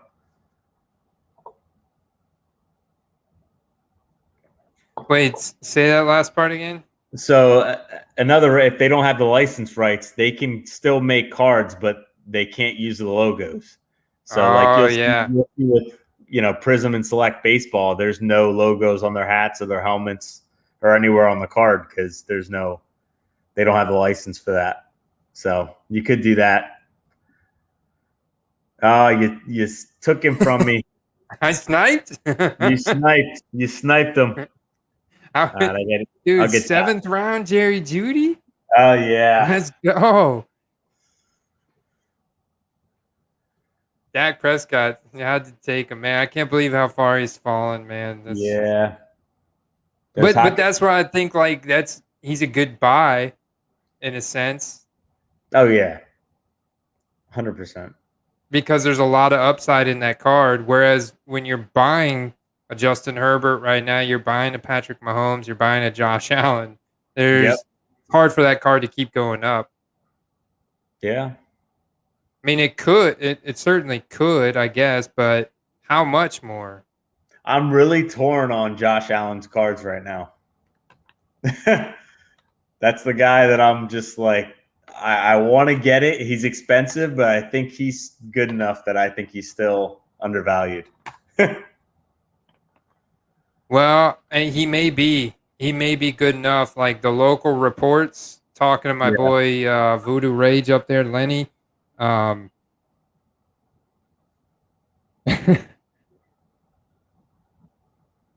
He may be unstoppable this year. Yeah. Here's another Danny Dimes. I've been getting a bunch of his cards too. I like this one, the tricolor. Ooh, that's nice, dude. The red, I white, like and that. blue. PSA 10, man. Is that Yeah. numbered? Yeah, the 199. Yeah. I love that card. I'm banking. He's kind of like my high risk bet when it comes to sports cards. I know you Yeah, like he's it. I got just got this back from PSA. what is it? The Mike Evans PSA 10 Chrome. Oh, nice. Yeah. PSA 10? Yeah, I got a 10 on it.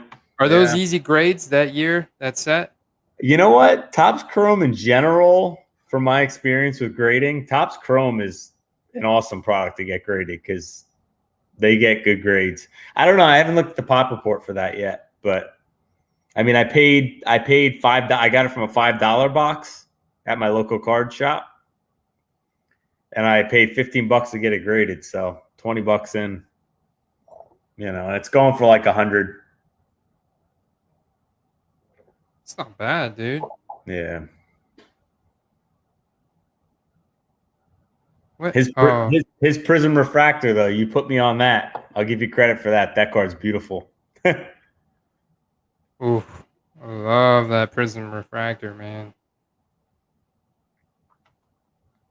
All right, Andrew, run the show for 1 second. I'll be right. I'll be right back. Do what you gotta do. I'm gonna cue. I start some guys. All right. I'll be right back in just a second. All right. Is Raven invest in this draft? Let me see here. No.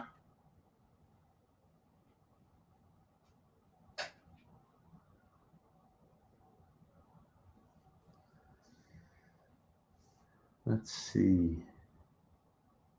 Yeah, I'm not sure. Raven Invest, I saw that comment too. If they agreed with the leagues yet. I know that I think they agreed with the unions, but I'm sure if they agreed with the unions, it's only a matter of time before they agree with the leagues, but we'll see about that. So I got no competition for J.K. Dobbins.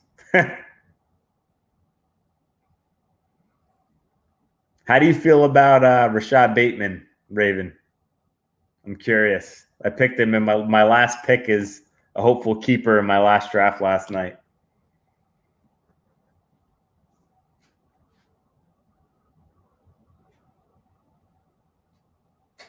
That's a good pick there, James Robinson. Ridley 18. I like that draft so far.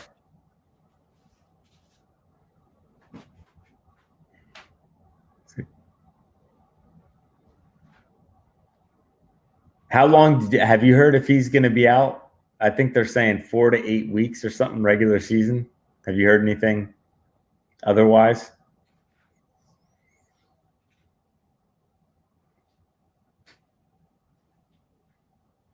He was a stud in college.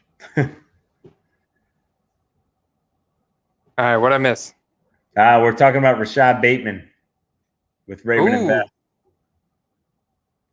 I picked him up with my last pick last night, hoping he'd be probably October. Okay. Last pick of the draft? Yeah, that's a steal. That's a no-brainer to me. Right. I really like Ridley 18's draft. I'm not gonna lie. I'm gonna snipe you again.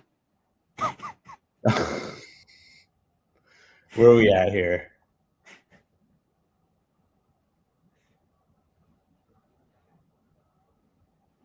Am I lagging or what? How far are we off here? I'm up in 11 picks. Okay. Oh no, you're on the clock. Oh my goodness, my draft board is let me see here. I'm gonna reload. Oh, I'm getting auto picked. I like Rashad Bateman a lot, man. He's got a really good athletic profile. Oh, you got Trey Lance. Nice. I did. Yeah, I picked Trey Lance. I thought, well, I needed a backup QB. I feel really confident in Lamar Jackson being pretty much my starter every week, but I think Trey Lance could be right up there once he gets on the Yeah. field. Oh, yeah, definitely. Let's see. You have Chase Edmonds. Okay. Yeah, man. Chase Edmonds is going to be RB1, Arizona, up-tempo offense. Yep. Got Kyler Murray.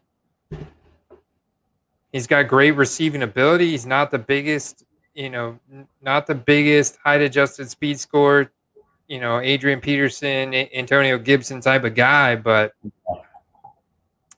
he's explosive, great receiving ability. Not too old, Yep. While we're waiting for our pick here, I'll show you probably my favorite underrated card right here. Hold on, let me pull it up here. This is the infamous Russell Wilson waiter pose card. Oh, is that the short print, the waiter pose? Yeah. Oh so my gosh! I did not realize how short print this was till after I bought it, and then I looked at the pop count and I'm like, wow, yeah, and it's tough grade actually for whatever reason. I don't know if it's a centering or. I think it's a centering. Yeah, top to bottom.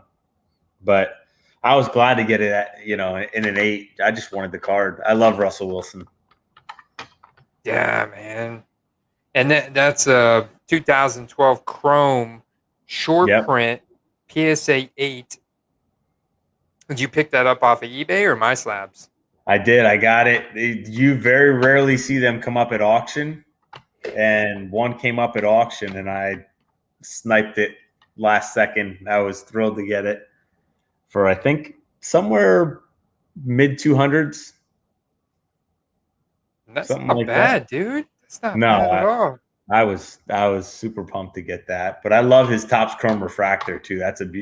I love Russell Wilson cards in general. That's probably my favorite, to be honest. So talk to me about MySlab. See this comment here from Blaine, and I just got my seller application approved. I need to start listing some stuff. I got to get serious about listing cards. Yeah. But talk to me about MySlab. Is that the 1% seller fee does seem too good to be true? Yep.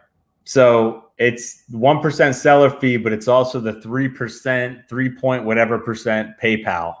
So all in all, it's about a 4.5% fee when you consider the PayPal fee and MySlab's fee. Mm-hmm.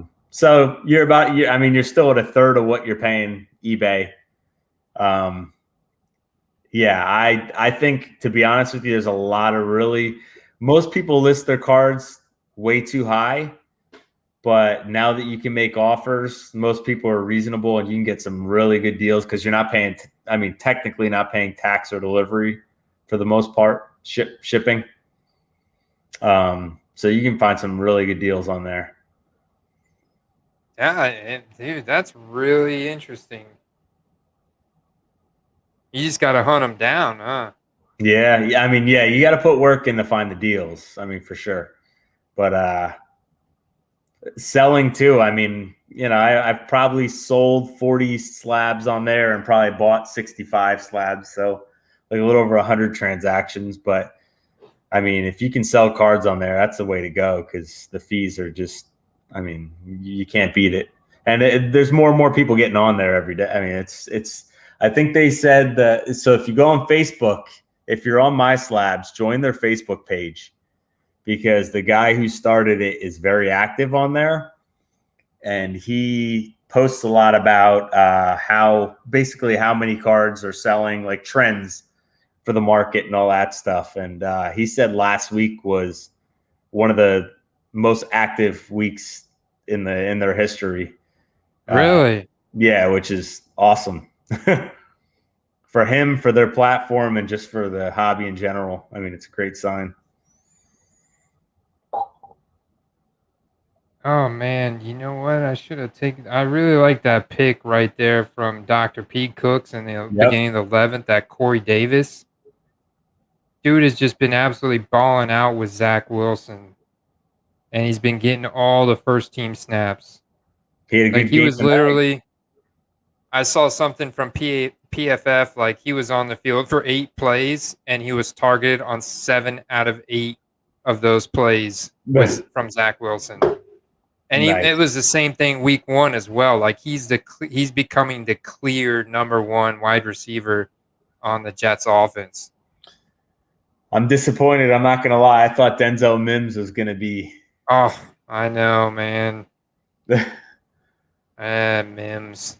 Yeah. I started buying his cards a while back, but I've got a ton of his Mosaic rookies, and yeah, I've got some Prisms. Yeah, I got a bunch of Mims here. I'm hoping he can do something. Yeah. I might have to like go. I'm in love with the Mosaic silvers, man. I'm telling you, they just look so nice. And at high grades, you're not going to find like PSA 10. I mean, those cards are such hard grades too. Just because of the dimples? Yes, the dimples. I mean, scratches? Just from the Mosaic that I ripped, there's so many of those surface, issues that they have there. So if you can get a PSA 10 silver, I think that's a great play. Blaine's got a Mims Silver Prism Auto. I hope you didn't pay too much for that. Yeah. Yeah, I got sitting right here my Mosaic Silver little Tyler Johnson. There you go. I like Tyler Johnson. I can look at it, though, take it out of the penny sleeve. And do you do that with your penny sleeves? Do you cut little slits in the top? So I know I was in the comments, in your comments section. I bought penny sleeves that are pretty much pre-cut, just so I don't have to do that. So, yeah, I mean, I think it's a good idea to cut them if you've got the patience and time. It's just I don't. Yeah, I can't imagine it's that much more to get them pre-cut. No. Yeah, it's not. You buy that, though, from like a third-party person off of eBay, or are you buying that from a manufacturer type of thing? No, from eBay. I'll have to send you. Yeah, I'll have to send you a link to that. So it's like a person out there that's just buying penny sleeves and cutting them and then listing them for sale on eBay as pre-cut penny sleeves. You can't. Hey. Add an extra $10 to it for my time. Got a little business going, man. A little penny sleeve cutting business. Yeah. I bought those smooth sleeves that I found out about through Shelly. I bought those smooth sleeves. I'm interested to see what those are like. Yeah. How easy those are to use. I'll have to look into that. I didn't even know. I didn't hear about that. I think that the top of the sleeve, the penny sleeve, is going to kind of stick out just a little bit more than the top loader. I don't know, but that's kind of the impression I was getting from their advertisement. Gotcha. I think that somehow they're designed with a wider mouth at the top for you to be able to kind of get your card in pretty easy. Okay. Yep. We'll see. We'll see. I'll do an extensive review of them here on the channel. Yeah. Looking forward to that. I'll show you. Here's an oddball Russell Wilson I picked up that I don't want to sell it. I like it too much. It's his baseball Yankees. I'm a Red Sox fan. This hurts a little bit, but it's number 1 of 50. Oh, man. It's a 10.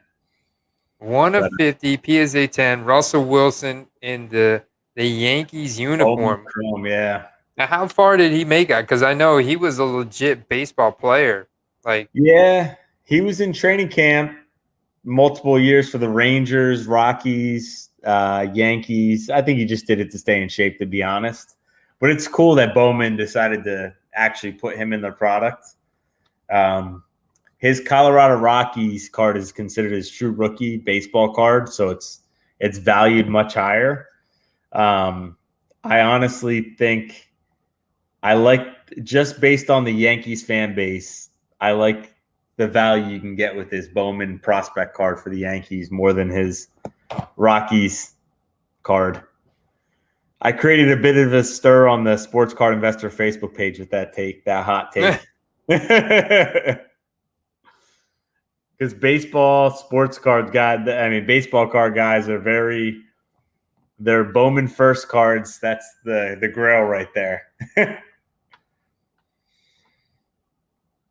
That's my guy that right there that I just took for Jacksonville, Marvin Jones. We were talking about it earlier. I don't think I ever said his name, but this guy's been getting all the targets, the quality, intermediate, and deep targets from Trevor Lawrence. Yeah. Marvin Jones. How has he been doing in the preseason? He's doing great, man. Is he really? Fantastic, in fact. Yeah. I'll be honest, DJ Chark was my biggest investment last year. I know, and DJ Chark has fallen off big time. Big time with them pulling in Marvin Jones. I'm curious to see how he does. Does Marvin Jones offer better value in best ball drafts than Kenny Galladay? That was last year. I'm looking at some old stuff. I wanted to get what his snap share is 2021. Yeah, here we go. 2021 preseason.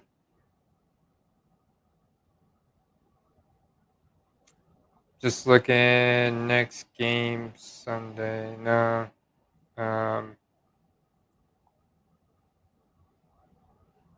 You got distracted and I took Jalen Hurts while you were looking into that. Oh, man, they put me with Marquise Brown, too.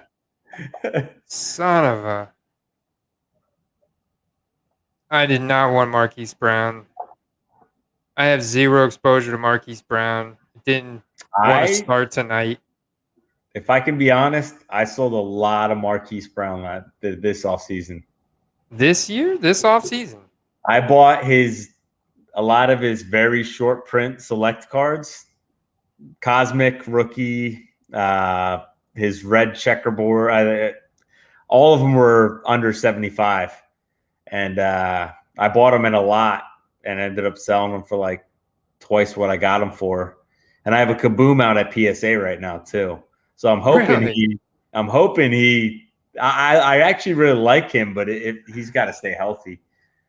Then Lamar's got to get him the ball. But yeah, man, he's streaky, right? And Lamar's got to get him the ball. And with them bringing in Sammy Watkins, drafting Rashad Bateman, I just don't see. I don't see a path with Mark Andrews coming back. I just don't see a path for Marquise Brown to put up even round 13 fantasy relevant numbers. Now, I get it, 2019, like he came out, his rookie year, and had some really he's can stretch the field and make some big plays, and they synced up pretty well there. But like you said, he's streaky. He's got to stay healthy. Is he really that guy that can take a lot of receptions, a lot of targets? Not so much. I think that's Sammy Watkins, Rashad Bateman are going to get a lot more of that target share. And then I get concerned, like, all right, well, Lamar Jackson's not necessarily the most accurate deep ball passer, not the best pocket passer. He's, but he's getting better. I'm sure he's getting better this year, new year. I think he's definitely better than a guy like Taysom Hill. So yeah. I'm not sure how I feel about him, to be honest with you. Hollywood. It's going to be I don't know how I feel about the Ravens offense. Other than J.K. Dobbins, I love J.K. Dobbins. He's honestly, I mean, you've had guys on here before say this. He's probably one of my favorite positional player investments out there. That's it. That's interesting. I love J.K. Dobbins too. I love the investment. I love the play there. I think he's great. Now, when you're talking about J.K. Dobbins, with him being a 2020 rookie, what's your go-to card on that? I think we talked a little bit. You're probably going to the field levels. Oh, for sure. Yeah, the field levels. The field level silver. I just bought a Star Stock A field level silver for like I think 25, which I think is a good deal on Star Stock. On Star Stock, yeah, already in the A format. Yeah, I mean A's on Star Stock. I mean they're pretty tough. So that's a guaranteed 9, if not a 10. But I mean, any of his purple, like the purple power prism, I have that. I love that card. That's, I think, at a 75. Any color match purple J.K. Dobbins or silvers, I love.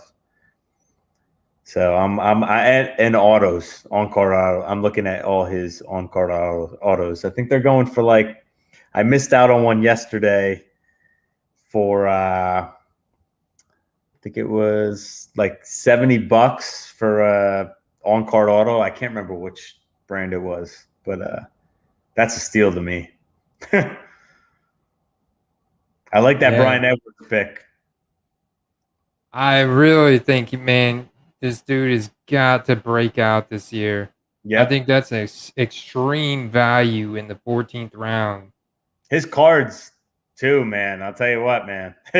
Have they gone up? Have they gone up? No. That's, I mean, last I checked, I mean, he's got some great. I've seen his cosmic field level for like 30 in the 30s, which to me, and then the zebra, the Raiders cards in zebra print for select. Those are awesome.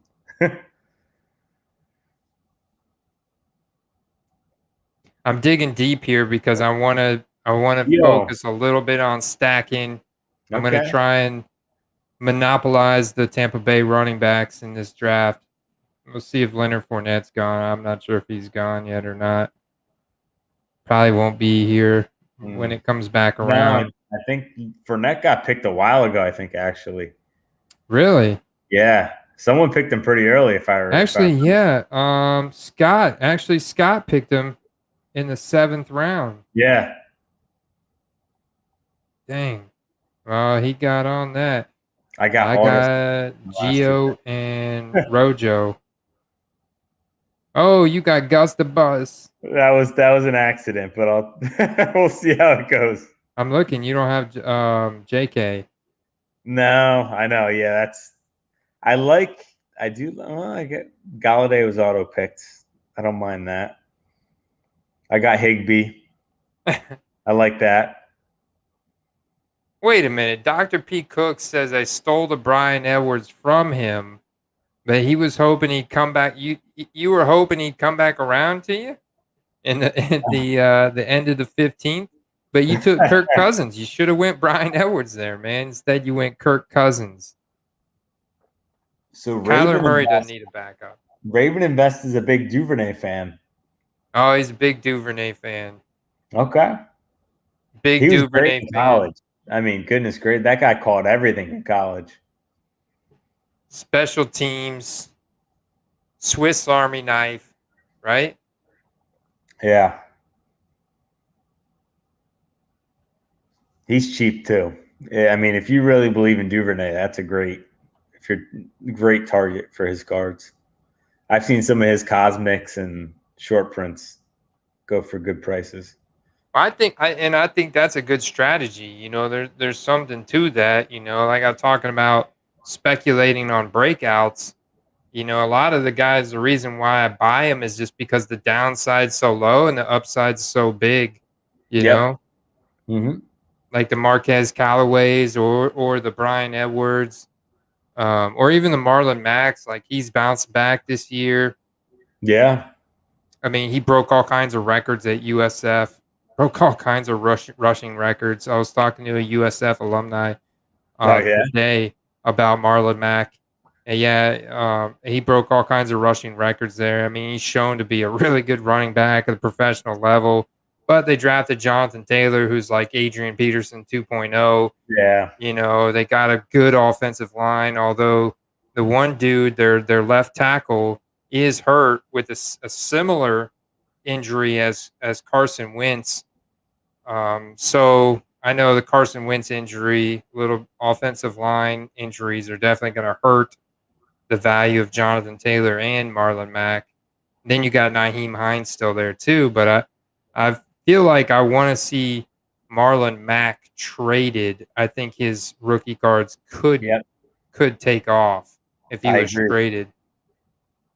I If he was agree. traded, or never plan on the player getting injured, but the running back position does have the most volatility to it, the most injury volatility. So, I mean, at the bare minimum, they're going to split time. Jonathan Taylor and Marlon Mack are going to split time. I think they'll go with whoever's got the hot hand there, Frank Reich. Yeah. Jonathan Taylor's, that guy's a monster. You know, a guy I see here that I liked last year that I put a lot into was Paris Campbell. He just got to stay healthy. He looked good last week. I don't know if you saw him he made a really good catch. I'm hoping he stays healthy because he's an exciting guy. I'm hoping he stays healthy. I'm hoping Carson Wentz can get his foot going. He can stay healthy because he's a big factor in these guys' values. Yep.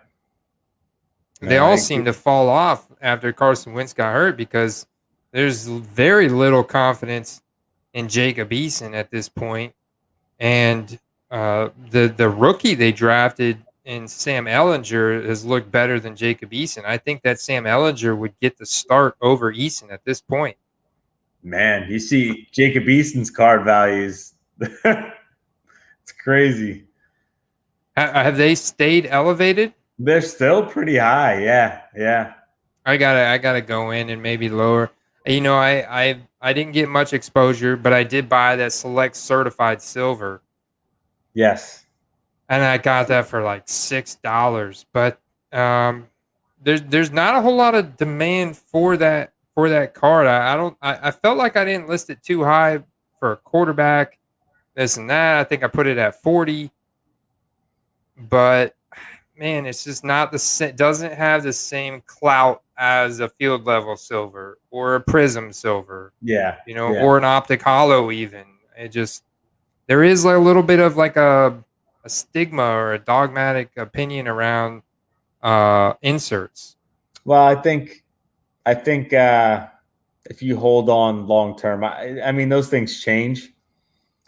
Once you see pop counts aren't everything, but those cards look nice. I like the Select Certified. Once you consider how nice they look, plus the low pop counts, I mean, I'm on board with you. I think long term, you get a guy like possibly Hurts, Burrow, Herbert. Those silver certifieds are going to be, I think, the value on those. Even like the Dobbins, I love that tie-dye Dobbins you got, the certified. That card looks so nice. Oh, you mean the Clyde Edwards-Helaire? Yeah, the Edwards-Helaire, yeah. What do you think I should do with that? Think I should send it in to be... Is Carson still here? I'm sure he's probably pop his head up somewhere. Yeah, exactly. I mean, that's tough because, I mean, that card would look nice in a customized slab. I'm not gonna lie, but it would. But from the investment, yes. the little investment guy sitting on my shoulder is saying, "Send it to SGC, send it to SGC." Yep. If you think it looks nice, if the surface looks good, personally, I would send it to SGC right now. That would be my play. I don't think I've scanned that card with the FGS scanner to see what their little software says it would be worth. Honestly, I don't think I've even taken that card out of the top loader or the penny sleeve that it got delivered in. Okay. I need to. Yeah. I need to grow a pair and take it out of the sleeves. Yep. I'm starting to make that part of my process. I probably do you wear gloves on any of these raw cards? I don't. No. I'm not. I'm just careful with it. I trust myself at this point. But yeah. You know what? Now I'm looking through some of the cards I have sitting here, and I've seen so the club levels for select. They're you probably know this. They're terribly off center typically, and I've not sent them in for grading because the back. You see this, for example, the back. Hold on, the backs are terrible on these. But SGC is, I think they've realized that that's across the board, and they haven't really graded the backs as strict as they have the front. So this is a number to 75 color match Taylor blue. That looks good. So the front centering is actually really good. And SGC is tough on centering.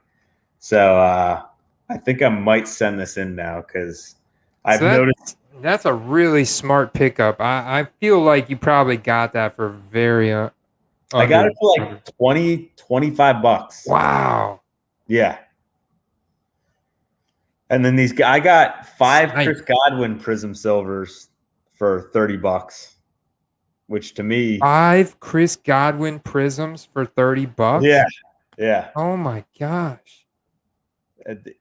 This is the one thing on my eBay that I'm surprised is not sold yet. I'm not going to lie, because I have it up for a buy it now that I think is more than fair, is his Mosaic Silver and his debut Silver. And I think I have it for like 30 or 35 bucks buy it now. And Steelers, I mean, usually Steelers cards sell pretty good, but I just think Mosaic has not really caught on. Mosaic, yeah, it's lagging a little bit. It's getting lost a little bit in the shuffle. Yeah. I like it though. I'm still buying Mosaic Silvers because I think they're, in high grades, they're going to be good cards. And Claypool's a beast, but man, he's really I feel like every week I'm getting a news that he's getting injured some way or another. Yeah, it's true. That's true. How many guys? I know we talked about this giveaway. Do we have people in the chat here? Yeah, we've got 20 people in the live stream right now. All right. So, if you're all right, is the draft? We're done here. Well, we got our last picks. This could make done, or break your best ball season right here. All right. True. Here we go. My boy Paris Campbell's sitting there.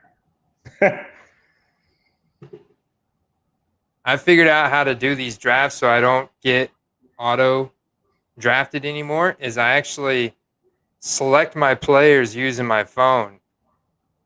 That's what I'm doing. That's what you're doing? Yep.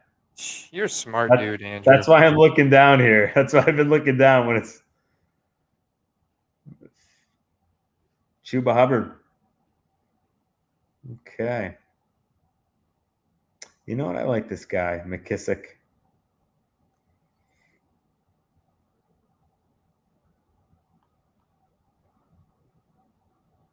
I'm gonna go with MVS, my last pick. Okay. MVS. I think he can have some big boom games with Rodgers back. It's a good best ball pick for sure. Right? So you like Amon-Ra St. Brown? I do. I think between him and Tyrell Williams. Okay. Oh, I think those guys. I like that. Yeah. So I did a little Detroit stack there at the end because I'm like, yeah, I'm on Ross St. Brown. Yeah, Jared Goff's not the best passer, but T.J. Hawkinson's definitely going to soak up probably I think around a 20% target share. But after that, I think the target share is going to be distributed between Tyrell Williams and Amon-Ra St. Brown. And Amon-Ra St. Brown, I really liked what I saw from him in college, like watching his college film and looking at his athletic profile and stuff. And so I think he could definitely be a guy that lines up in the slot a lot, which you get a lot of production out of that. Yeah, he was a stud. I follow high school recruiting a lot. And he was a stud in high school. I mean, USC's had a rough few years here, so it's tough to really judge him off that. But that kid is, definitely got a lot of talent. Spencer Radler from Oklahoma. That guy's going to be the next big thing as far as sports cards go, I think. The next Trevor Lawrence, if you may. Oh, Spencer Rattler? Yeah. Yeah. From Oklahoma. All right, so tell us, so everybody, guys, this is everybody who's stuck around to this point in the live stream, or if you just joined, well, you're about to get rewarded because my man here, Andrew Parry with Parry Collectibles, make sure you go follow him on Instagram. Right there, his same name, Parry Collectibles, as the same name as his eBay store. Awesome dude here on the quest, football card investor, collector. And what do you got for us, Andrew? All right. So my wife graciously ordered this, and it came to my doorstep today. So I got a Chronicles box here for you guys. Wanted to give away. I resisted the temptation to rip it. So you guys in the chat here, I got a few number 12 jerseys here that kind of are themed with Andy's, his loves here. So you guys tell me if you can name the 3 guys these jerseys are for. First one to name them in order here will win. I'll help you out if you need it. So we got the first number 12. And if you know Andy, he's a Bucs fan, so just think it's not too hard there. So we got the first one, second one, third one. All number 12. So the person who answers all 3 of those players' jerseys correct first gets the blaster box. Yes. Oof. Wow. You guys got the easy one at least. Let me get that first one up because that's a tough one. All right, so this is his college jersey. He's a current player on the Bucs. I know it looks like an old school jersey because Penn State's jerseys. Oh, it's Penn State jersey. I got it. Yeah, it's his college jersey. It's his college jersey. Okay. I don't want to say anything. Tampa Bay Buccaneer.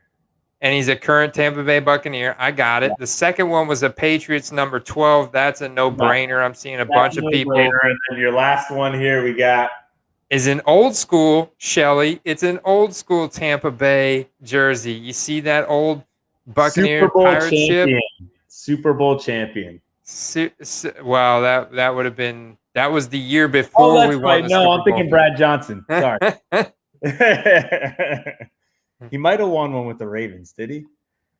Yeah, we don't talk about that. No, it's all good. I got 2. I'm happy, man. Hold on, all right, Shelly, you're close. You got the first 2. Or you got 2 of the 3, I should say. All right, so we got which one? No, here we go. Ryan, Dr. P. Cook said Godwin, Brady.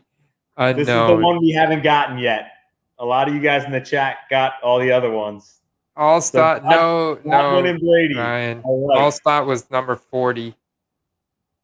And think of someone that has less hair than Allstott. I don't know. I'm trying to not give it away, but oh man. Can I say that I'll give a hint that he's on TV. He's on TV today. He's on TV today. I don't know today, but that's a big hint. Well, it's not that expensive to mail stuff to Canada. Yes, you got it. Raven got it. He got there it. It is. Yep.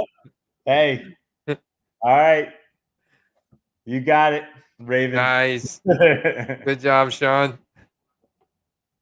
Yeah, the QB from 2002. Sean, I have no idea why I have a Trent Dilfer jersey. I'm going to be honest, but when I was a kid, apparently I liked their jerseys, and he was their quarterback. So that's cool, man. Yeah, that was must have been circa 1999, somewhere about Yes, I'd say somewhere around there. Yeah, around high school. You're right. Yep. Yeah, Brad Johnson was our Super Bowl QB.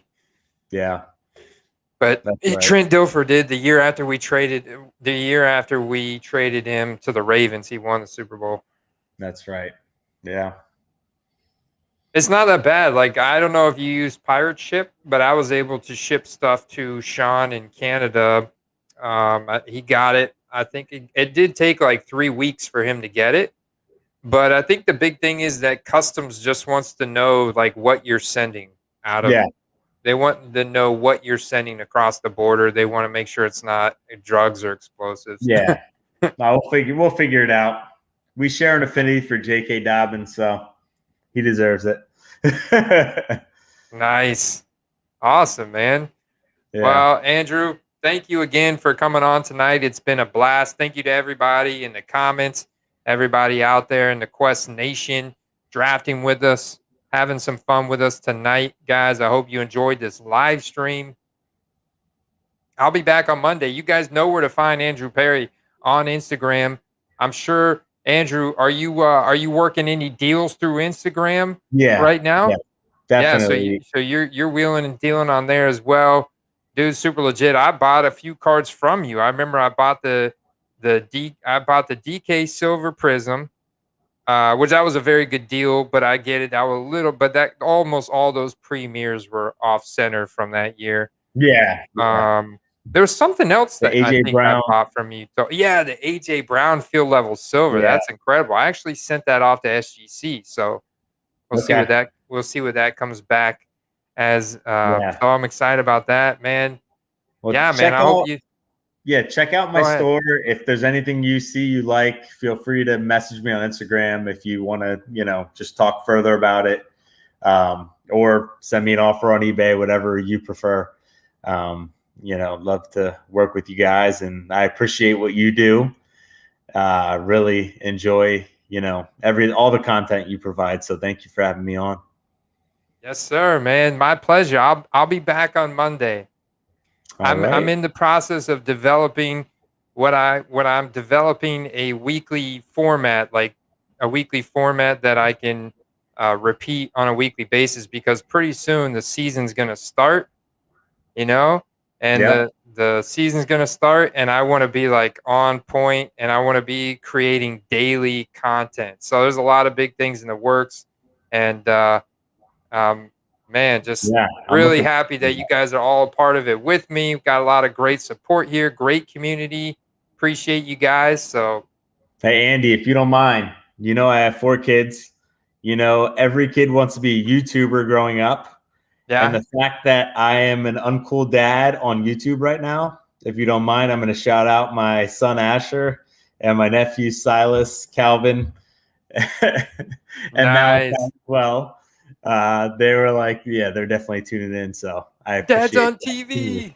Yeah, exactly. Dad's on TV. Exactly. And Hector too. Hector's watching. So I appreciate it. And definitely, guys, hit me up on Instagram if there's anything you see you like. And thank you for everything you do, Andy. Appreciate it. Yeah, man. I'm gonna have you back on too, because we're gonna hold your feet to the fire on this little parlay bet that we made. And also, I want to check in with you on, because you have such a good feel for the market with how many cards you're buying and selling on a weekly basis, and just how the skill position players are moving. So, yeah, man, I definitely, guys, expect to see Andrew Parry back on the Quest live stream here in the future. I appreciate it. Thank you. Look forward to being back. All right, guys. I'll see you guys on Monday. Peace.